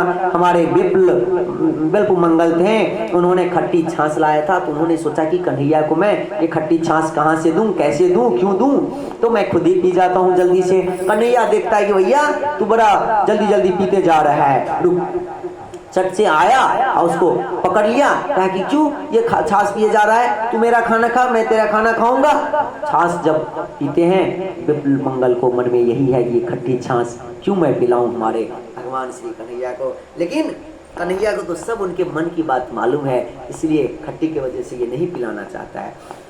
छाछ तो पिया और जब विप्ल मंगल का दोनों मुंह जो था छाछ से भरा हुआ था तो भगवान ने दोनों कुलचे पे मारा और जितने भी निकला दूध, जितने भी वो छाछ था सबको चाट चाट करके पीने लगा। ब्रह्मा जी उधर से आ रहे थे, ब्रह्मा जी आए, उनको देखा नहीं गया कि भैया ये भगवान है जो झूठा भी नहीं समझते हैं और ऐसा है।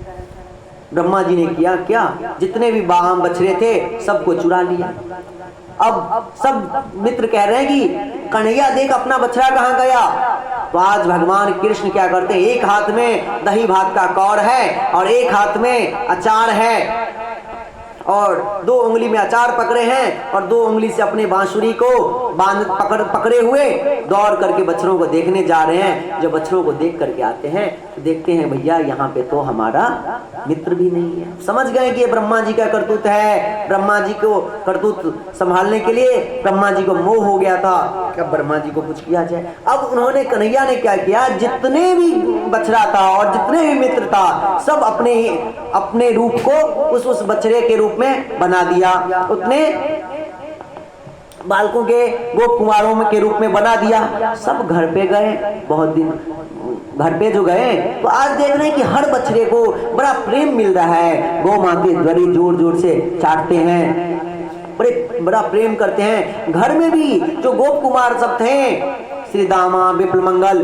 जो भी थे, सबको उसकी माता जी आज बड़ी प्रेम कर रही है। आखिर क्या बात है। बलराम जी को ये आश्चर्य लगा। बलराम जी एक दिन बलराम जी भी आए उनके साथ बछड़े चराने के लिए। बलराम जी जब आए तो बलराम जी एक पर्वत पर बैठ करके देख रहे हैं, आज सोच रहे हैं कि इतना प्रेम कहाँ से जाग उठा। आज ध्यान में देखते हैं, अरे भैया ये तो कोई बछड़ा और कोई बालक नहीं है, सब तो कन्हैया है। आकर के कन्हैया को कहते हैं, कन्हैया ये क्या लीला है? तो कहते हैं ये ब्रह्मा जी ने ऐसा किया। तो कहते हैं अच्छा ठीक है, जल्दी से लाओ अपने मित्रों को, नहीं तो 1 वर्ष होने जा रहा है, मान लो कि 1 युग खत्म हो जाएगा। अब तो दौड़ के कन्हैया ब्रह्मलोक गए, ब्रह्मा जी का वेश बना लिया और अपने द्वारपालों से कह दिया कि देखो आजकल ना बहुत नकली ब्रह्मा घूम रहे हैं मार्केट में, मैं अंदर विश्राम में हूँ, यदि कोई ब्रह्मा आए तो उसको आने मत देना, भगा देना। आज ब्रह्मा जी, जब असली ब्रह्मा जी आते हैं तो द्वारपालों ने उनको रोक दिया, अरे कहाँ जा रहे हो? मेरे साहब तो अंदर मीटिंग में है, बैठे हुए आराम कर रहे हैं, तुम कहाँ जा रहे हो? कहते अरे मैं तेरा असली मालिक हूँ, ब्रह्मा जी मैं हूँ। नहीं नहीं नहीं, मेरा ब्रह्मा जी तो अंदर में आराम कर रहे हैं। जब ब्रह्मा जी ने भी ध्यान लगाया तो देखते अरे बाप रे कन्हैया है। आकर के भगवान को श्लोकों की तो गान कर दिया, लेकिन भगवान एक पल भी देखते भी नहीं है। आज ब्रह्मा जी का भी मोह को खत्म कर दिया।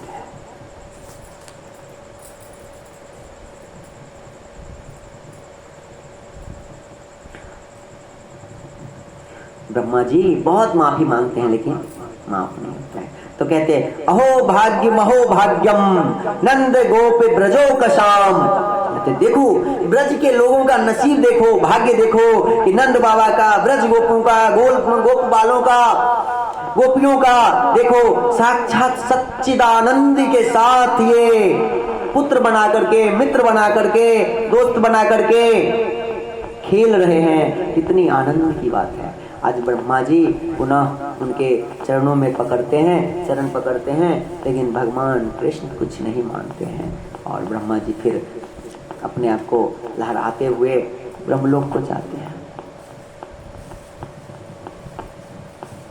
देखिए हमारे ग्वाल वाल के साथ हमारे भगवान कृष्ण के जीवन में भी पदम पदम यद विपताम न तेषाम, देखो पद पद पे, पग पग पर विपदा आती है ना?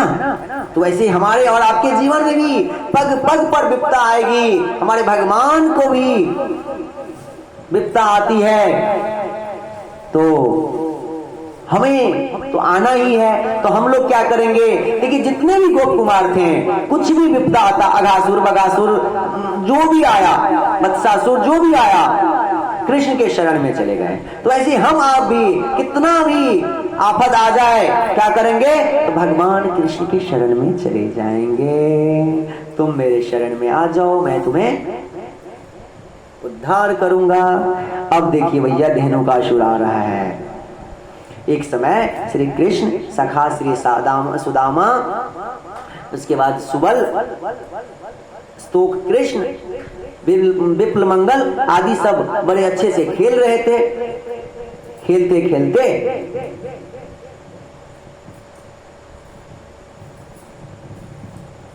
खेलते खेलते कहते हैं कन्हैया देख, यहाँ में ना नजदीक में तालवन है और वहां पे ना ताल का जो फल होता है खाने का मन करता है, भूख लगा है। तो कहते हैं चलो। कहते नहीं, वहां पे ना धेनुकासुर नाम का राक्षस है, बहुत बदमाश है, जाते ही जात सबको उठा के पटक देता है। उसी में से एक दोस्त कहता है अच्छा हमारा कन्हैया, हमारा बलराम कब काम आएगा? कन्हैया और बलराम से पाला नहीं पड़ा है उस धेनुका को, चलो चलते हैं। बलराम जी बोले चलो चलते हैं। धेनुकासुर इधर दौड़ करके आता है और इधर कन्हैया बलराम जी जो है दौड़ करके जाते हैं और एक ही मुष्टक में धेनुकासुर को स्वाहा कर देते हैं। तो बताइए इतने समय तो भगवान कृष्ण ने सबको स्वाहा किया था, सबको उद्धार किए थे, आज बलराम जी को क्या पड़ी थी? तो इसलिए क्योंकि धेनुकासुर जो थे प्रहलाद जी के वंश के थे, प्रहलाद जी के वंश के थे और भगवान कृष्ण ने, भगवान नरसिंह भगवान ने प्रहलाद जी को आश्वासन दिया था तुम्हारे कुल में कोई भी रहे मैं उसे नहीं मारूंगा। इसलिए लेकिन बलराम जी तो मार सकते हैं, बलराम जी ने तो ऐसा नियम नहीं बनाया। फिर आते हैं कालिया नाग के ऊपर, कालिया नाग दमन करते हैं। ये कालिया क्या है? ये कालिया जो है इंद्रिय रूप है, ये कालिया दमन का मतलब है इंद्रिय दमन करना। हमारे अंदर जो ज्ञानेंद्रियां, कर्मेंद्रियां और एक मन उपाधियां, ये जो 11 उपाधियां है ना, उसको कंट्रोल करना, इसको दमन करना, यही है कालिया मंथन, कालिया नाग दमन का लीला का तात्पर्य। आज बड़े प्रेम से कथा सबको पता है, इसका तात्पर्य ही समझिए। आज बड़े प्रेम से यमुना किनार पर खेल रहे थे, खेलते खेलते श्री दामा का बॉल जो था, गेंद यमुना जी में चले गया। श्री दामा ने जिद पकड़ लिया, हठी कर लिया, मुझे तो वही गेंद चाहिए। कृष्णा बोले वही गेंद चाहिए, अभी ला के देता हूँ। जाकर के यमुना जी में कूद गए।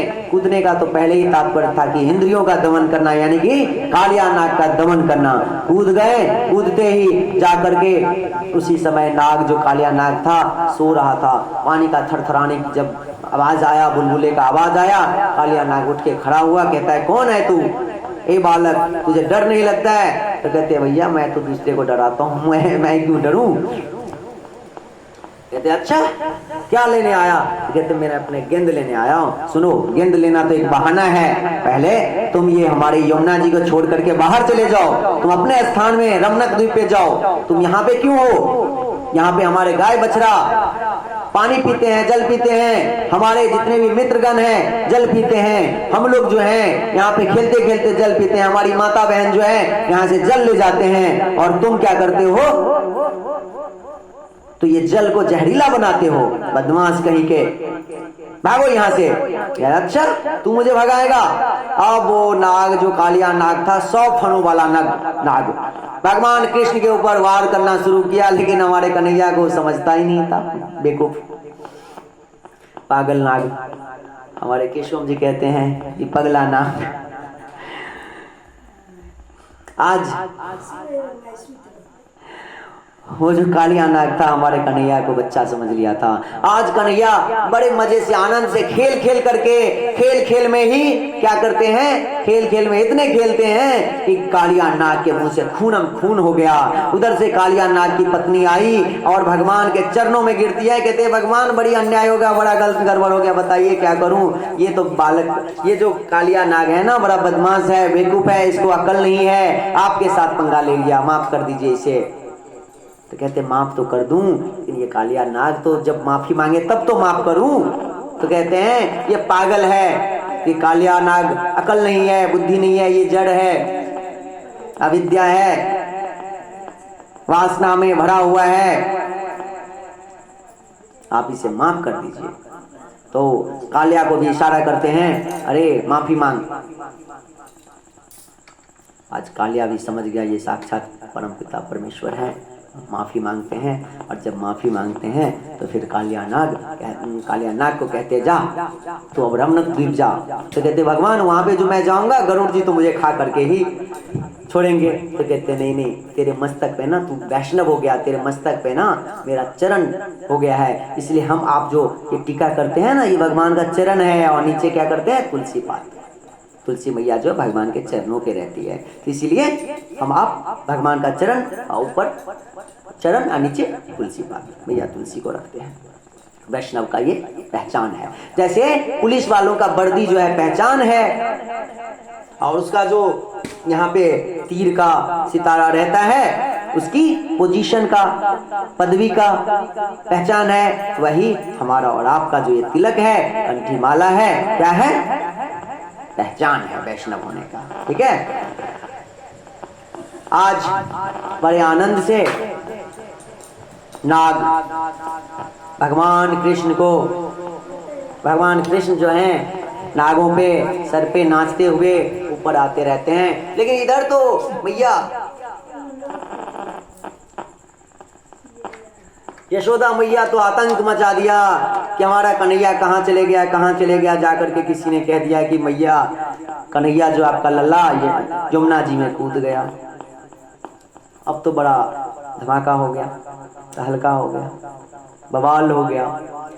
लेकिन हमारे बलराम जी को अंदर ही अंदर हंसी आ रही थी, देखो आज कन्हैया जो है कालिया नाग को उद्धार करेंगे।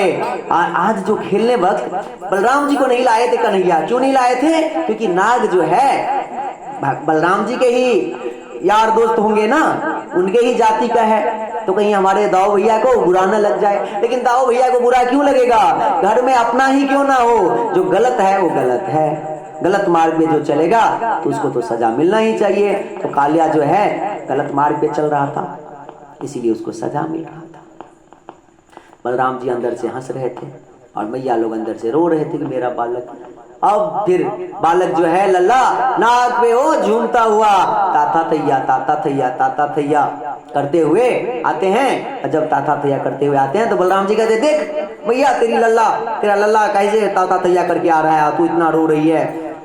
फिर यशोदा मैया जो है अपने लल्ला को जोर से पकड़ते हैं, चूमते हैं और सब देखते हैं कि अंधेरा हो गया, अब कहाँ जाऊं, तो इसी यमुना नदी के किनारे रहो आज पूरे रात। जब यमुना नदी के किनारे रहते हैं तो आग लग जाता है, वृक्षों का आपस में टकरा टकरा करके आग लग जाता है, हवा तेज बहती रहती है। जब आग लग जाता है तो आज कन्हैया के शरण में सब आते हैं, कन्हैया क्या होगा? बलराम जी कहते कन्हैया कुछ करो, तो कहते हैं बलराम जी को दाओ भैया आप ऐसा करो सबको बातों में लगा दो, आज मेरा काम आप कर लो, सबको बातों में उलझाओ। तो बलराम जी सबको बातों में उलझाते हैं, सबको कहते हैं आंखें बंद करके भगवान को स्मरण करो, नारायण नारायण करो। आज सबको आंखें बंद करके नारायण नारायण करते हैं और हमारे कन्हैया लल्ला क्या करते हैं, पूरे आग को दावानल को यूं ही घूट जाते हैं। सबको ब्रजवासी को बचा लिया, सबको उद्धार किया। बड़े आनंद से फिर आगे बढ़ते हैं।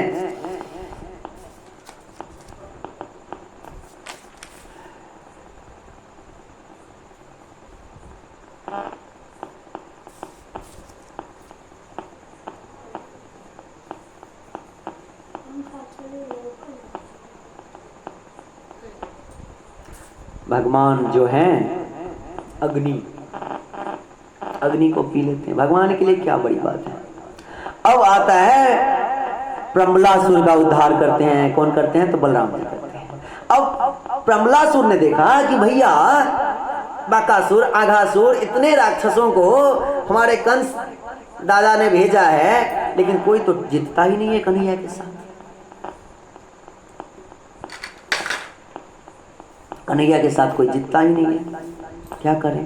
तो ऐसा करते हैं कि हम कबड्डी खेलने के लिए जाएंगे और जो जीतेगा तो हम ऐसा करेंगे कन्हैया को अपने पक्ष में रखेंगे, बलराम जी को ही ढूंढेंगे। यदि कन्हैया को नहीं जीत पाया तो बलराम जी से तो जीतेंगे, तो हमारे कंस जो हैं ताता थैया हमें फिर इनाम देंगे, नाचेंगे झूमेंगे और क्या, तो इनाम पाएंगे। बहुत अच्छा, इनाम पाओ भाई। प्रमलासुर आ जाओ। आज 2 गुटों में बांट दिया, प्रमलासुर कन्हैया के साथ, श्री दामा और बलराम जी के साथ, और अपने अलग अलग आपस में दल बना लिए। बार बार कन्हैया जी जीत जाते थे। कन्हैया तो समझ गए हैं कि अच्छा ये प्रमलासुर जो है असुर है। और इस बार क्या था, इसमें नियम, खेल में क्या नियम था, जो जीतेगा तो हारने वाले जो है जीतने वाले को अपने पीठ पे बिठा करके यहाँ से वहां तक सीमा तक घुमाएगा और फिर ले जाएगा, फिर आएगा। बड़ी अच्छी बात। बड़े आनंद से बार बार कृष्ण जी पीठ पे बैठ करके, श्री दामा के पीठ पे बैठ करके कह रहे थे देख तेरा एक मैंने गेंद फेंक दिया था यमुना जी में, तू मुझे यमुना में कूदवाया था, अब देख तू मुझे अपने पीठ पे लेके कूदते रहे। खूब आनंद कर रहे थे। इधर प्रमलासुर की कहानी जो है अंदर ही अंदर कन्हैया समझ गए, तो बोले रुको प्रमलासुर अभी रुक जा, तू बलराम जी के साथ तू बड़ा आनंद ले रहा है ना, अभी बलराम जी तेरी ऐसी की तैसी करेंगे। अब कन्हैया इस बार हार गए जानबूझ करके। जब हार गए तो कन्हैया श्री दामा को और प्रलंबासुर बलराम जी को अपने पीठ पर लेकर के सीमा तक पहुंचे। श्री दामा तो सीमा तक पहुंच करके कन्हैया को उतार देता है, लेकिन प्रमलासुर जो है बलराम जी को बहुत दूर लेकर के मथुरा की तरफ भागता है। बलराम जी कहते भैया रुक जा उधर मथुरा है, अभी कन्हैया ने ऑर्डर नहीं दिया है मथुरा जाने का, अभी कहाँ तू ले जा रहा है। और प्रमलासुर ने अपने राक्षसी रूप दिखला दिया कि अब तुझे तो मथुरा लेके ही जाऊंगा और कंस से मैं बहुत सारा इनाम पाऊंगा, कंस सरदार खुश होंगे। अच्छा सरदार खुश होंगे। बलराम जी ने यूं मुष्टक मारा कि वहीं पे सरदार की स्वाहा हो गया। सरदार खुश क्या होंगे, कंस सरदार, वहीं पे उनका स्वाहा कर दिया। देखिए हमारे कन्हैया जो हैं कितने सुंदर लीला करते हैं, माधुर लीला, कितने आनंद, किसी को अपने हाथ से मारते नहीं है, सबको उद्धार करते हैं। उन्होंने अपने जीवन में 4 लोगों को ही मारा है, 4 लोगों का ही वध किया है। किसको? एक कंस को, एक शिशुपाल को, एक दंतवक्र को, और एक कंस, शिशुपाल, दंतवक्र और एक दंतवक्र का जो मित्र रहता है उसको। 4 जन को ही उन्होंने अपने जीवन में वध किया है, बाकी नहीं। बाकी उन्होंने माधुर्य लीला सबको उद्धार किया। उन 4 को भी उद्धार ही किया, लेकिन उनको थोड़े से सजा दे करके। हाँ, 4 उनके रिश्तेदार ही थे। तो कहते भैया रिश्तेदार ही सही, अपनी सीमा पे रहे, एक मर्यादा में रहो। मर्यादा जब भंग करोगे कोई रिश्तेदार नहीं, मर्यादा में रहोगे सब अच्छा लगता है, मर्यादा में ही। बोल श्री राधा रानी सरकार की जय।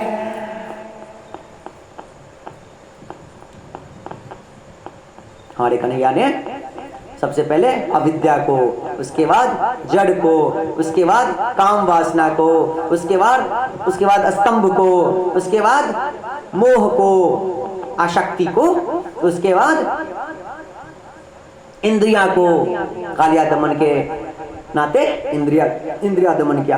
कितने चीजों को हमें ज्ञान दे रहे हैं, वो जो उद्धार तो उनको कर ही रहे हैं, हमें ज्ञान दे रहे हैं कि आपके अंदर जो ये अविद्या, जड़ता, स्तंभ, माया, मोह, आसक्ति, ये सब जो है इनको दमन करो, इनको खत्म करो, तभी जीवन खुशी से जी पाओगे, नहीं तो कुछ नहीं हो पाएगा।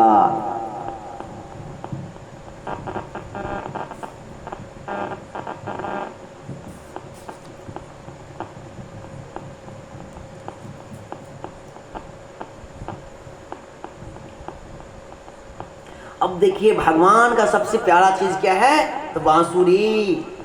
भगवान कृष्ण का सबसे बड़ा प्यारा चीज है बांसुरी। बांसुरी की विशेषता देखिए, संगीत के सारे वाद्यों में बांसुरी जो है सबसे अधिक प्राकृतिक है, क्योंकि बांस से बनी है। और देखिए बांस में क्या होता है, वो बांसुरी में क्या होता है, 7 प्रकार की होल, छेद बनाया जाता है ना।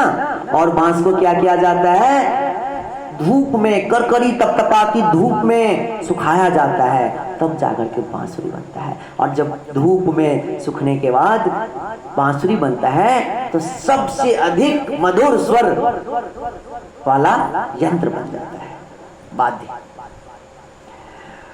संगीत मय कर देते हैं हमारे कन्हैया। तो देखिए हमारे आपके जीवन में भी यही समस्याएं हैं। हमारे आपके जीवन को भी पहले तपाया जाएगा, हम अब अपने जीवन को तपाएंगे बांसुरी की तरह। उसके बाद देखिए होल भी बहुत जरूरी है, तो इसीलिए हमारे जीवन में दुख आना भी जरूरी है। हर हमेशा सुख सुख सुख रहेंगे तो काम नहीं चलेगा, दुख आना भी जरूरी है। और जब दुख आता है तो क्या होता है, हम और मजबूत होते हैं।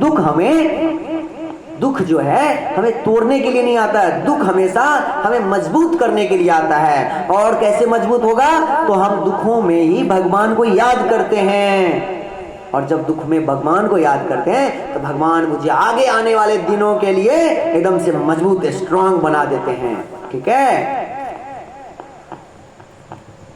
फिर आगे है वेणु गीत का लीला है, चीरहरण का लीला है। भगवान क्या करते हैं, सब गोपियां देखिए हर चीजों से, हर लीला से उन्होंने ज्ञान दिया है हमें। चीरहरण लीला में उन्होंने क्या किया, सब गोपियां जो थी बिना वस्त्र के ही स्नान करने यमुना जी में चली गई। तो बिना वस्त्र के आप स्नान करेंगे किसी भी नदी में, नदी के जो साक्षात देवता होते हैं वरुण देवता, अब कन्हैया आते हैं सबके कपड़ा को लेकर के बांसुरी बजाते हुए कदम के पेड़ पे बैठ जाते हैं। आज सब नहा करके निकलने वाली ही रहती, देखती अरे मेरा कपड़ा क्या हुआ। आज कन्हैया कहते हैं तुम लोगों ने अपराध किया है, क्षमा मांगो वरुण देवता से। वरुण देवता, पानी जल के जो देवता है वरुण देव, उनसे क्षमा मांगो। और सुनो, तुमने जो कात्यायनी माता का व्रत किया है, कात्यायनी माता का बालू से आकृति बना करके उनका पूजा किया है, किस लिए किया है वो मैं सब समझता हूँ। तुम लोग मुझे पाने के लिए करते हो, चिंता मत करो, मैं तुम पे खुश हूँ। लेकिन तुमने गलत किया है कि वरुण देवता का अपमान हुआ है इससे, बिना वस्त्र का नहाने से। इसीलिए तुम लोग वरुण देवता से माफी मांगो। और सुनो, मुझे पाने के लिए ना मेरी भजन करो, तुमको इधर उधर किसी देवी देवता के पास जाने की जरूरत नहीं है। तुम मेरे पास आओगे, साक्षात मैं तुम्हें मिलूंगा। आज हमें ज्ञान दे रहे हैं ये भगवान, ये देवता, वो देवता, छोटे छोटे मनोकामना पूर्ण करते भैया। अकामः सर्वे कामो वा मोक्ष कामो उदारधि। तो इसीलिए काम हो अकाम हो, चाहे मोक्ष प्राप्त करना हो, कोई भी काम हो, भगवान कृष्ण के शरण में डायरेक्ट जाइए, गुरु से आशीर्वाद लीजिए, भगवान कृष्ण तक भेजेंगे। और कृष्ण के शरण में जाकर के कृष्ण कृष्ण राधे राधे, हरे कृष्ण कृष्ण कृष्ण हरे हरे, हरे राम राम राम हरे हरे करते रहिए, आनंद से रहिए और भगवान के शरणागत होकर के जीवन को जय जयकार कीजिए। आज उनको ये भी ज्ञान दिया कि कभी भी बिन वस्त्रों का स्नान नहीं करना चाहिए।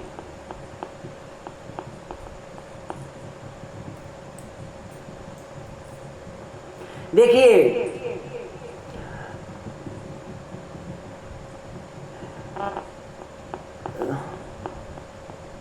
प्रहलाद जी जो थे, अपने पिता को त्याग किया। अपने पिता को क्यों त्याग किया? भगवान के लिए। राजा बलि जो थे, दैत्य राजा बलि, उन्होंने अपने गुरु की आज्ञा को मना ही किया, काट दिया। क्यों? तो एक वामन देव जो आए थे, उन्होंने संकल्प ले लिया था जो मांगेंगे वो देंगे। तो उन्होंने अपनी वाणी को सत्य करने के लिए और ब्राह्मण को दान देने के लिए,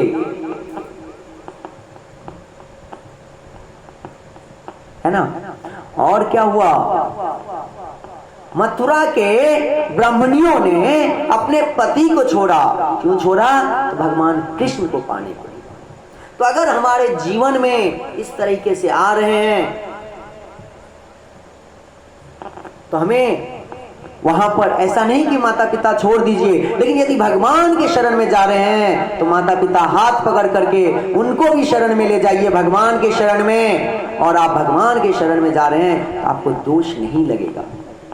और यदि आप काम वासना से जा रहे हैं तब तो भैया ऐसा दोष लगेगा कि जीवन के आजीवन भर नाचते ही रहोगे। इसलिए भगवान के शरण के लिए कदम आगे बढ़ाइए।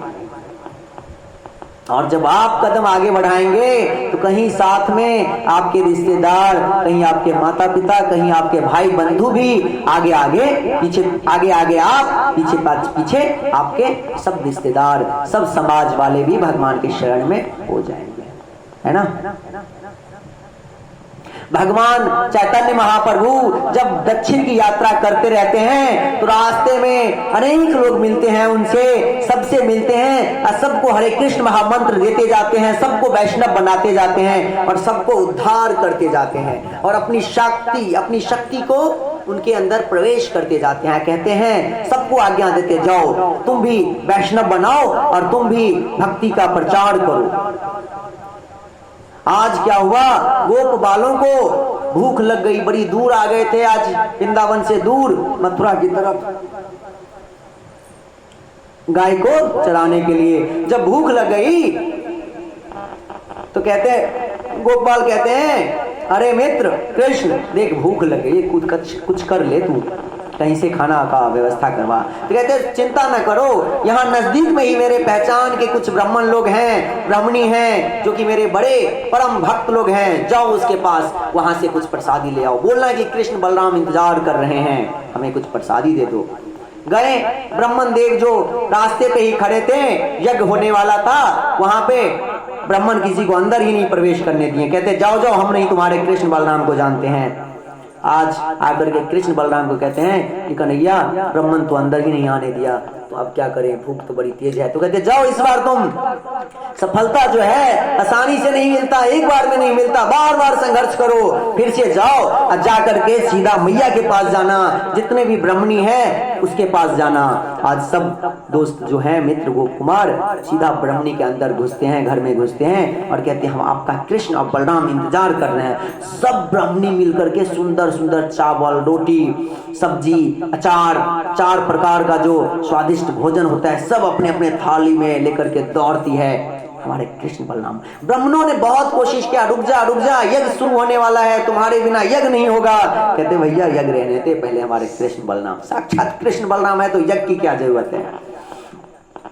आज कृष्ण बलराम के पास आते हैं, अपने हाथों से खिलाते हैं, उसके बाद कहते हैं अब भगवान आप अपने शरण में ले लो। तो आज भगवान हमारे कृष्ण कहते हैं नहीं, तुम तो हमारे शरण में हो ही, मन से बनो, मन से हमारी शरण में हो, लेकिन तुमको जो कर्म मिला है, तुमको जो तुम्हारा जो धर्म है, तुम्हारे पति हैं, तुम्हारे सास ससुर हैं, तुम्हारे बच्चे हैं, सबका ख्याल करो, सब अपना धर्म निभाओ। अभी तुम मेरे मन से शरणागत हो गए हो, मैंने तुम्हें स्वीकार किया है, अभी तुम वापस जाओ। तो कहते हैं वो लोग हमें स्वीकार करें या ना करें, तो कहते हैं स्वीकार करेंगे, तुम जाओ, और पहले से ज्यादा स्वीकार करेंगे, पहले से ज्यादा इज्जत मान प्रतिष्ठा देंगे।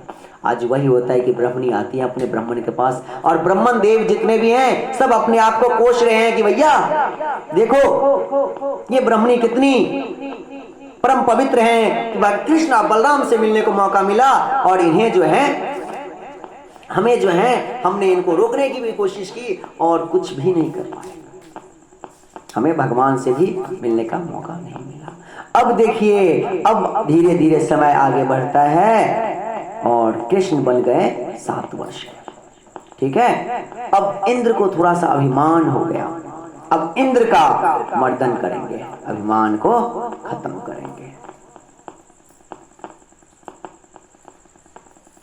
पर्जन्यो भगवान इंद्र जो है स्वर्ग के देवता हैं, और देवता ही नहीं भैया राजा हैं, राजा ही नहीं महाराजा है, स्वर्ग के राजा महाराजा है। उनको अभिमान हो गया और भगवान का भोजन विमान है। आज बड़े आनंद से वृंदावन धाम में नंद बाबा सहित सब गोप कुमार सुंदर सुंदर पकवान बनाते हैं, सब मैया सुंदर पकवान बनाती है, और कन्हैया आते हैं, कहते हैं बाबा ये क्या हो रहा है, आज कोई मेहमान आने वाले हैं क्या।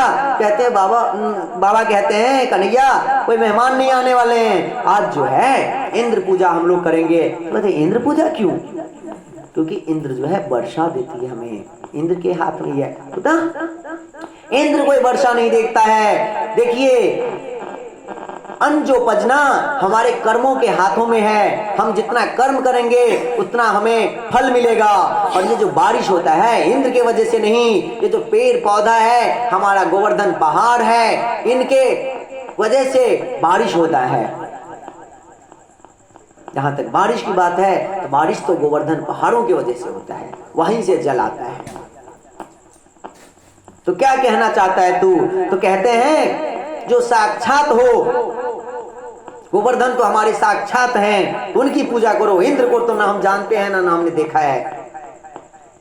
कहते तो तुम्हारे गोवर्धन को कैसे पूजा होए,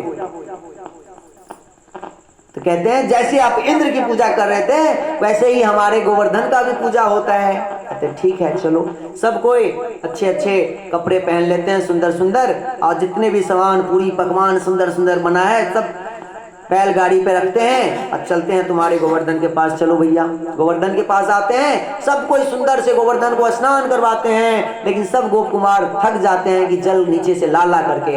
आज हमारे भगवान कृष्ण ने मानसी गंगा को प्रकट कर दिया, और मानसी गंगा जब प्रकट हुई तो उसी से गोवर्धन को बड़े अच्छे से धोया गया, बड़े सुंदर से 56 भोग लगाया गया। 56 भोग जब लगाया गया, अब सब कोई कृष्ण कहते हैं सब कोई भगवान से प्रार्थना करो कि आइए गोवर्धन महाराज आइए और ये भोग स्वीकार कीजिए। तो ऐसे ही भगवान कृष्ण के कहने के अनुसार सब गोप कुमार आंखें बंद करके हाथ ऊपर करके, हे भगवान मैं आपका शरणागत हूँ, आप प्रसादी पाइए और हम लोगों को बारिश दीजिए ताकि अन्न उपजे। कहते ठीक है। सभी ने आंखें बंद किया। कन्हैया खुद ही गोवर्धन का रूप बना करके सब प्रसादी पाने लगते हैं। तो सब मित्र जो होते हैं कन्हैया के, जो 7 वर्ष के मित्र लोग रहते हैं, से कहते कन्हैया तुम्हें देवता तो सब खाए जाते हैं, तुम्हारे देवता जो हैं सब खाए जा रहा है, हम लोगों के लिए कुछ छोड़ेगा कि नहीं? इंद्र का पूजा करते तो इंद्र तो आकर के खाता नहीं, सब हम लोग खाते, माखन मिश्री और सब ये पूरी पकवान सब खाते, लेकिन तेरा देवता तो सब खा लेगा, अब क्या होगा? कहते हैं कन्हैया चिंता ना करो, वो जितना खाएंगे उससे अधिक गुना ज्यादा आपको देंगे। तो कहते ये बात, तब तो खाओ खाओ खाओ, खूब खाने दो। ठीक है। इधर इंद्र को रहा नहीं गया, देखो ये छोटा सा लल्ला है, मेरे पूजा को, एक छोटा सा बालक मेरे पूजा को बंद करवा दिया है, और ये गोप कुमार देखो बदमाश लोग मेरा पूजा बंद करके ये छोटे से लल्ला के बालक के बातों पे मेरा ही पूजा बंद कर दिया, अब कुछ करना पड़ेगा। तो इंद्र ने क्या किया, तो जो युग परिवर्तन के समय बारिश तूफान आंधी आता है उसको भेजा कि जाओ पूरे ब्रज को डुबा दो। ऐसे ही हुआ, ब्रज को डुबाने के लिए आया। सबके सब गोप कुमार कृष्ण के शरणागत की, कृष्ण अब तुम ही रक्षा करो, क्योंकि तुमने ही कहा था, तुमने कहा था कि इंद्र का पूजा न करो। अब देखो इंद्र ने क्या कर दिया, मैं बोल रहा था तुमको इंद्र है बारिश का देवता। तो कहते चिंता मत करो। भगवान कृष्ण क्या किए, जैसे छाता को हम लोग बारिश में उठाते हैं और सर पे रख लेते हैं, वैसे ही भगवान कृष्ण ने एक छोटी सी उंगली, अपने उंगली से ही गोवर्धन पहाड़ को उठा लिया।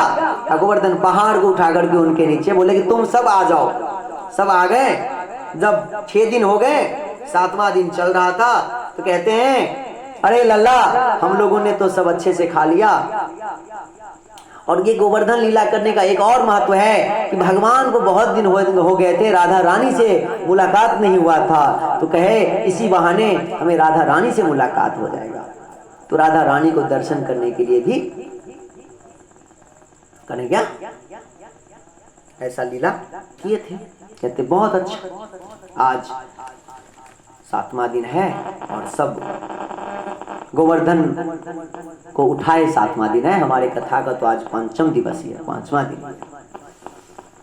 बड़े सुंदर से गोवर्धन उठाए हैं। सब गोप कहते हैं कि भैया ठीक है, तो तू कुछ खा ले जाकर के, मैं कुछ पकड़ लेता हूँ। हम लोग भी कहते ठीक है पकड़ो।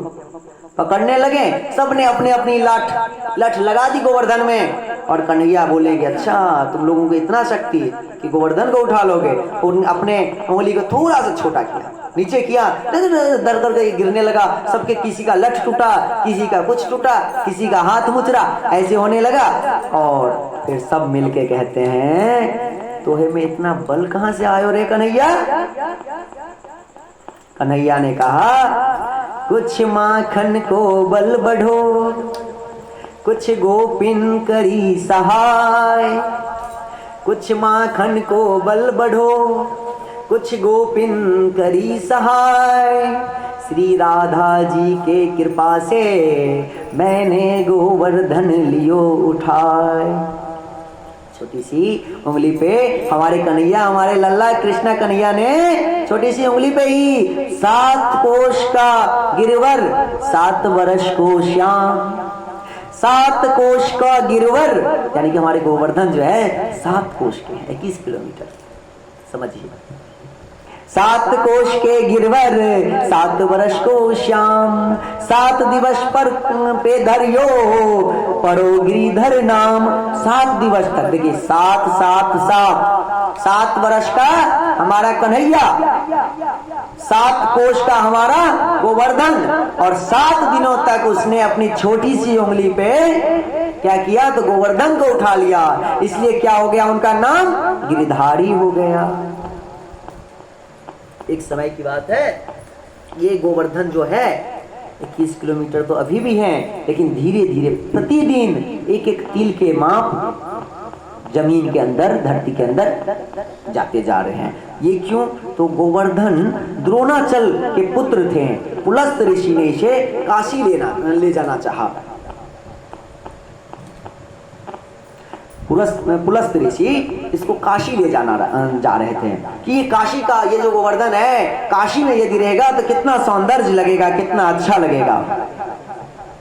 उन्होंने शर्त रखी गोवर्धन ने कि मुझे जहां पे रख दोगे वहीं पे मैं रुक जाऊंगा, इससे आगे नहीं बढ़ूंगा। कहते ठीक है, अब क्या किया जाए? शर्त रख दी। जब ब्रज के समय आया नजदीक में, उसको जोर से लघु शंका लगी और उसने क्या किया? गोवर्धन को, गिरिराज को ब्रज में रख दिया। जब पृथ्वी पे रख दिया तो दोबारा वो उठने को तैयार ही नहीं हुए। जब वो दोबारा उठने को तैयार नहीं हुए तो पुलस्त ऋषि ने गोवर्धन को श्राप दे दिया, जा तू तिल की भांति धीरे धीरे तू घटता चले जाएगा। अब क्या हुआ? अब बताइए, ये काशी क्यों नहीं गए? काशी नहीं जाने का एक क्या कारण ऐसा होगा? क्यों लघु शंका लग गया? सब भगवान की माया है, सब माया है। कहते हैं कि भैया जब हमारे लक्ष्मण भैया त्रेता युग में बेहोश थे, उनको बाण लग गया था, तो भगवान रामचंद्र ने हनुमान जी को भेजा कि जाओ संजीवनी ले आओ। तो अनेक तरह का पहाड़ को उठा उठा करके ला रहे थे, उसमें से एक गोवर्धन भी थे। और जब ही गोवर्धन को उठाए हनुमान जी ने, तो उनको संदेशा आ गया कि भगवान को, लक्ष्मण को होश आ गया है तुम्हारे संजीवनी से, अब कुछ और लाने की जरूरत नहीं है। तो अब सोचे तुम्हें कहां रखूं मैं? तो आज गोवर्धन कह रहे हैं भगवान हनुमान जी को कि आपने तो उठा लिया मुझे, और मैं बहुत ही अभागा हूं कि भगवान को उपयोग में नहीं आया। मेरे जैसा अभागा तो इस दुनिया में कोई नहीं है। तो कहते चिंता मत करो, तुम अभागे नहीं हो, तुम बड़े भाग्यवान हो। तो कैसे? कहते हैं अगले जन्म में, अगले युग में जब हमारे भगवान कृष्ण आएंगे, कृष्णा लीला अवतार होगा, उसमें तुम्हारा नाम गिरधारी, तुम्हारे नाम से ही हमारे भगवान का भी नाम गिरधारी होगा। और भगवान भी तुम्हें अपनी छोटी सी उंगलियों पे उठाएंगे और तुम्हारी रक्षा करेंगे। तुम्हारा जय जयकार हो। बोले गिरिराज जी महाराज की जय। अब जो है समय बहुत अच्छा चल रहा था, कथा के विश्राम के कगार पे हम आ गए हैं। अब इंद्र देखता है कितना बारिश मैंने भेजा, इतना आंधी तूफान, प्रवर्तक नाम का बारिश को मैंने भेजा है महाकोहराम कर देने के लिए, लेकिन कुछ खबर नहीं आया ब्रज में क्या हुआ नहीं हुआ। जाओ चलो देखते हैं। ओरे बाबा, ब्रज में जब आते हैं तो क्या देखते हैं कि भैया यहाँ पे तो धूल उड़ रहा है। ब्रज में वैसे भी धूल बहुत उड़ते हैं, क्योंकि रज रज में भगवान वास हैं, तो भगवान को जब ग्रह डोलने का मन करता है तो डोलते रहते हैं। हमारे कन्हैया है ही ऐसे, कभी झूला पे डोलते हैं तो कभी उड़न खटोला पे डोलते हैं और कभी रज में मिलके डोलते हैं। आज इंद्र जब देखते हैं, इंद्र को बहुत बुरा लगता है। भगवान से माफी मांगने की हिम्मत तो नहीं होती है, लेकिन क्या करें, तो उन्होंने सुरभि गाय को लेकर के आगे बढ़ाया, क्योंकि भगवान जो है गाय को बहुत प्यार करते हैं, गाय को बड़ा प्रेम करते हैं। गौ के आगे कोई क्रोध नहीं। आज सुरभि गाय को आगे कर दिया, और जब सुरभि गाय को आगे कर दिया तो भगवान ने बड़े प्रेम से गौ माता को हाथ सहलाया। हाथ सहलाते हुए उनका मन जो है, हाथ से सहलाते हुए उनका मन जो है थोड़ी सी ठंड हो गई। और जब ठंड हो गई, इंद्र आते ही आते पैर पे गिरा, कहते भगवान मुझे माफ कर दो, मेरे से बहुत बड़ी गलती हो गई, मेरे से बहुत बड़ा अपराध हो गया। कहते कोई बात नहीं, जाओ, अपराध ऐसे ही हो गया, माफ किया, जाओ। आज भगवान ने इंद्र को माफ कर दिया, और माफ करने के बाद क्या किया देखिए। आज यहाँ पे इंद्र ने माफी मांगा तो एक बार में माफ कर दिया। उसका दो रीजन, एक रीजन कि पहले सुरभि गौ माता आ गई, तो उनके मन को ठंडा कर दिया। और दूसरी ये बात है कि इंद्र को भगवान से दुश्मनी था और भगवान तो चाहते ही थे कि इंद्र का अभिमान दूर करूं, इसलिए। और ब्रह्मा जी को माफी नहीं मिला। क्यों नहीं मिला? क्योंकि ब्रह्मा जी को इसलिए माफी नहीं मिला कि ब्रह्मा जी ने उनके मित्र को, ब्रजवासियों को दंड दिया था, ब्रजवासियों को छुपा लिया था, गाय बछड़ों को छुपा लिया था। तो भगवान अपने ऊपर कोई कष्ट आवे तो क्षमा करते हैं, लेकिन अपने मित्र के ऊपर और ब्रजवासी के ऊपर आए बिल्कुल क्षमा नहीं करते हैं। वो तो नंद बाबा को कहते हैं कि ब्रजवासी जो है हमारे प्राणनाथ है, हमारे प्राणों के समान है, तो ब्रजवासी को कभी अपमान नहीं करना चाहिए। आज सुरभि गौ ने बहुत अच्छे से दूध दिया और इंद्र भगवान ने, हमारे भगवान इंद्र देव ने हमारे कृष्ण भगवान को सुंदर से अभिषेक किया। अभिषेक करने के बाद सब कोई बड़े उत्सव मनाने लगे, बड़े आनंद से आगे बढ़ने लगे। अब क्या होता है, धीरे धीरे समय आगे बढ़ता है। अब देखिए थोड़ा सा गोवर्धन के बारे में समझते हैं। गो का अर्थ होता है गाय, और भगवान ने गोवर्धन को उठाया, यानी कि गायों का संवर्धन किया, है ना।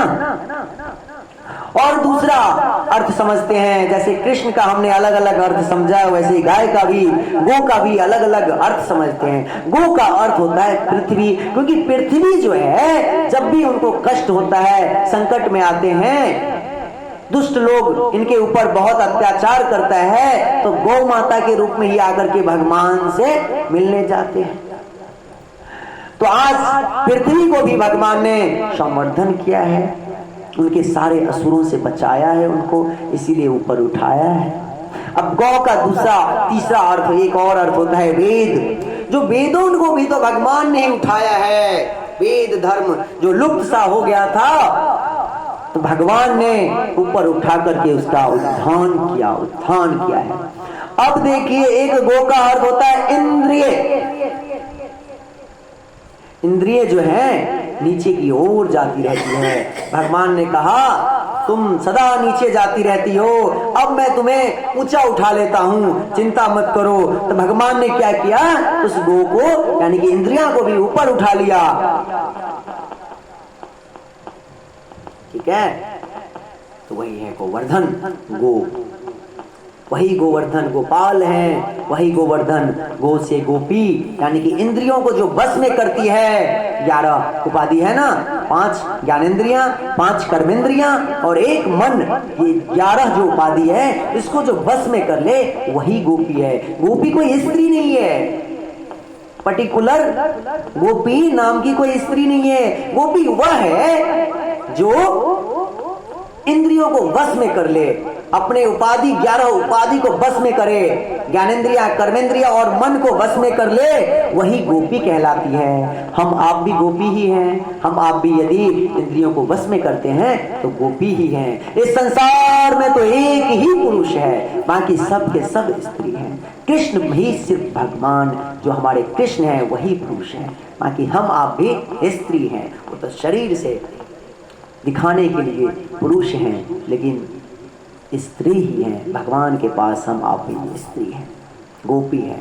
गोपी के रूप में ही भगवान के पास जाया जा सकता है। गोपी बनकर के ही निकुंज में प्रवेश होता है, वैसे नहीं होता है। ठीक है, आगे बढ़ते हैं कथा को आगे बढ़ाते हुए। अब क्या हुआ, एकादशी का दिन आया, द्वादशी का सुबह सुबह, जैसे आज द्वादशी है तो सुबह सुबह हमारे नंद बाबा को लगा 2 बजे रात में ही कि सुबह हो गया है। जब उनको ऐसा लगा सुबह हो गया तो ब्रह्म मुहूर्त में उठना चाहिए। ब्रह्म मुहूर्त में जब उठने के लिए उठे तो आज स्नान करने के लिए जाते हैं। जब स्नान करने के लिए जाते हैं तो ब्रह्म मुहूर्त तो नहीं था, वो तो क्या था, असुर मुहूर्त था। 12 बजे से लेकर के 2 बजे तक, 2:30 बजे तक, 2 बजे 2:30 बजे तक असुर मुहूर्त रहता है। अब 2 2:30 बजे रात में स्नान करने जाएंगे, नदी तालाब जो है सोई रहती है, तो भैया आप दूसरे के घर में जाकर के तंग करोगे तो पकड़े ही जाओगे ना, चोरी करोगे तो पकड़े ही जाओगे, कितना भी मोटा नींद रहे आज न कल तो पकड़े ही जाओगे। तो आज वरुण देवता जो हैं, वरुण देव के लोग सेना आकर के हमारे नंद बाबा को पकड़ करके धाम को ले जाते हैं, वरुण धाम में जल के अंदर। अब सब कोई सुबह उठता है, नंद बाबा कहाँ गए? कन्हैया तो समझ गए कि हमारे नंद बाबा वरुण लोक में हैं। मैया कहती है कन्हैया देख कहाँ गया नंद बाबा, कहाँ गए तुम्हारे बाबा, जरा देखो उसको। कहती है ठीक जी मैया मैं भी देखता हूँ। कन्हैया आते हैं, कपड़े उपड़े देखते हैं, वो हमारे नंद बाबा का रास्ते में गिरा हुआ है, कहीं कुछ उठा करके जाते हैं। ध्यान से समझ जाते हैं कि वरुण लोक में हैं, फांस में फंसे हुए हैं। आज भगवान कृष्ण जो है वरुण लोक में प्रवेश करते हैं, और वरुण लोक में प्रवेश करते ही वरुण देवता अपना आसन सिंहासन छोड़ देता है, भगवान कृष्ण को विराजमान करता है और सुंदर से थाली लेकर के आरती सजाता है, आरती करने लगता है। इधर नंद बाबा को हंसी आती है कि भैया मुझे तो बांध रखा है, और मेरे लल्ला को, मेरा ही पुत्र को, मेरे ही संतान को, मेरे ही बेटा को तुम बड़े आरती उतारने चले भैया, ये क्या बात है? बाप को बांध रखा और बेटे को आरती उतार रहा है। आज वरुण देवता तो धन्य धन्य हो गया, कहते हैं मैं तो धन्य हो गया कि मेरे भगवान का दर्शन हो गया, पुरुषोत्तम का दर्शन हुआ है आज।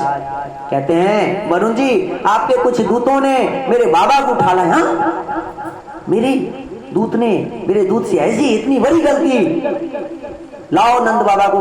नंद बाबा से आज माफी मांगा गया। नंद बाबा को बहुत सुंदर से जल के समंदर के अंदर हैं जो सोने हीरे मोती जवाहर होते हैं, बाबा को भेंट दिया गया, बड़े आनंद से बाहर लाया गया। और कहते हैं नंद बाबा अरे लल्ला तू बता, मुझे तो सब बांध के रखा था, लेकिन तुम्हें तो सिंहासन में बैठ करके आरती उतार रहे थे, बता क्या सच्ची बात है?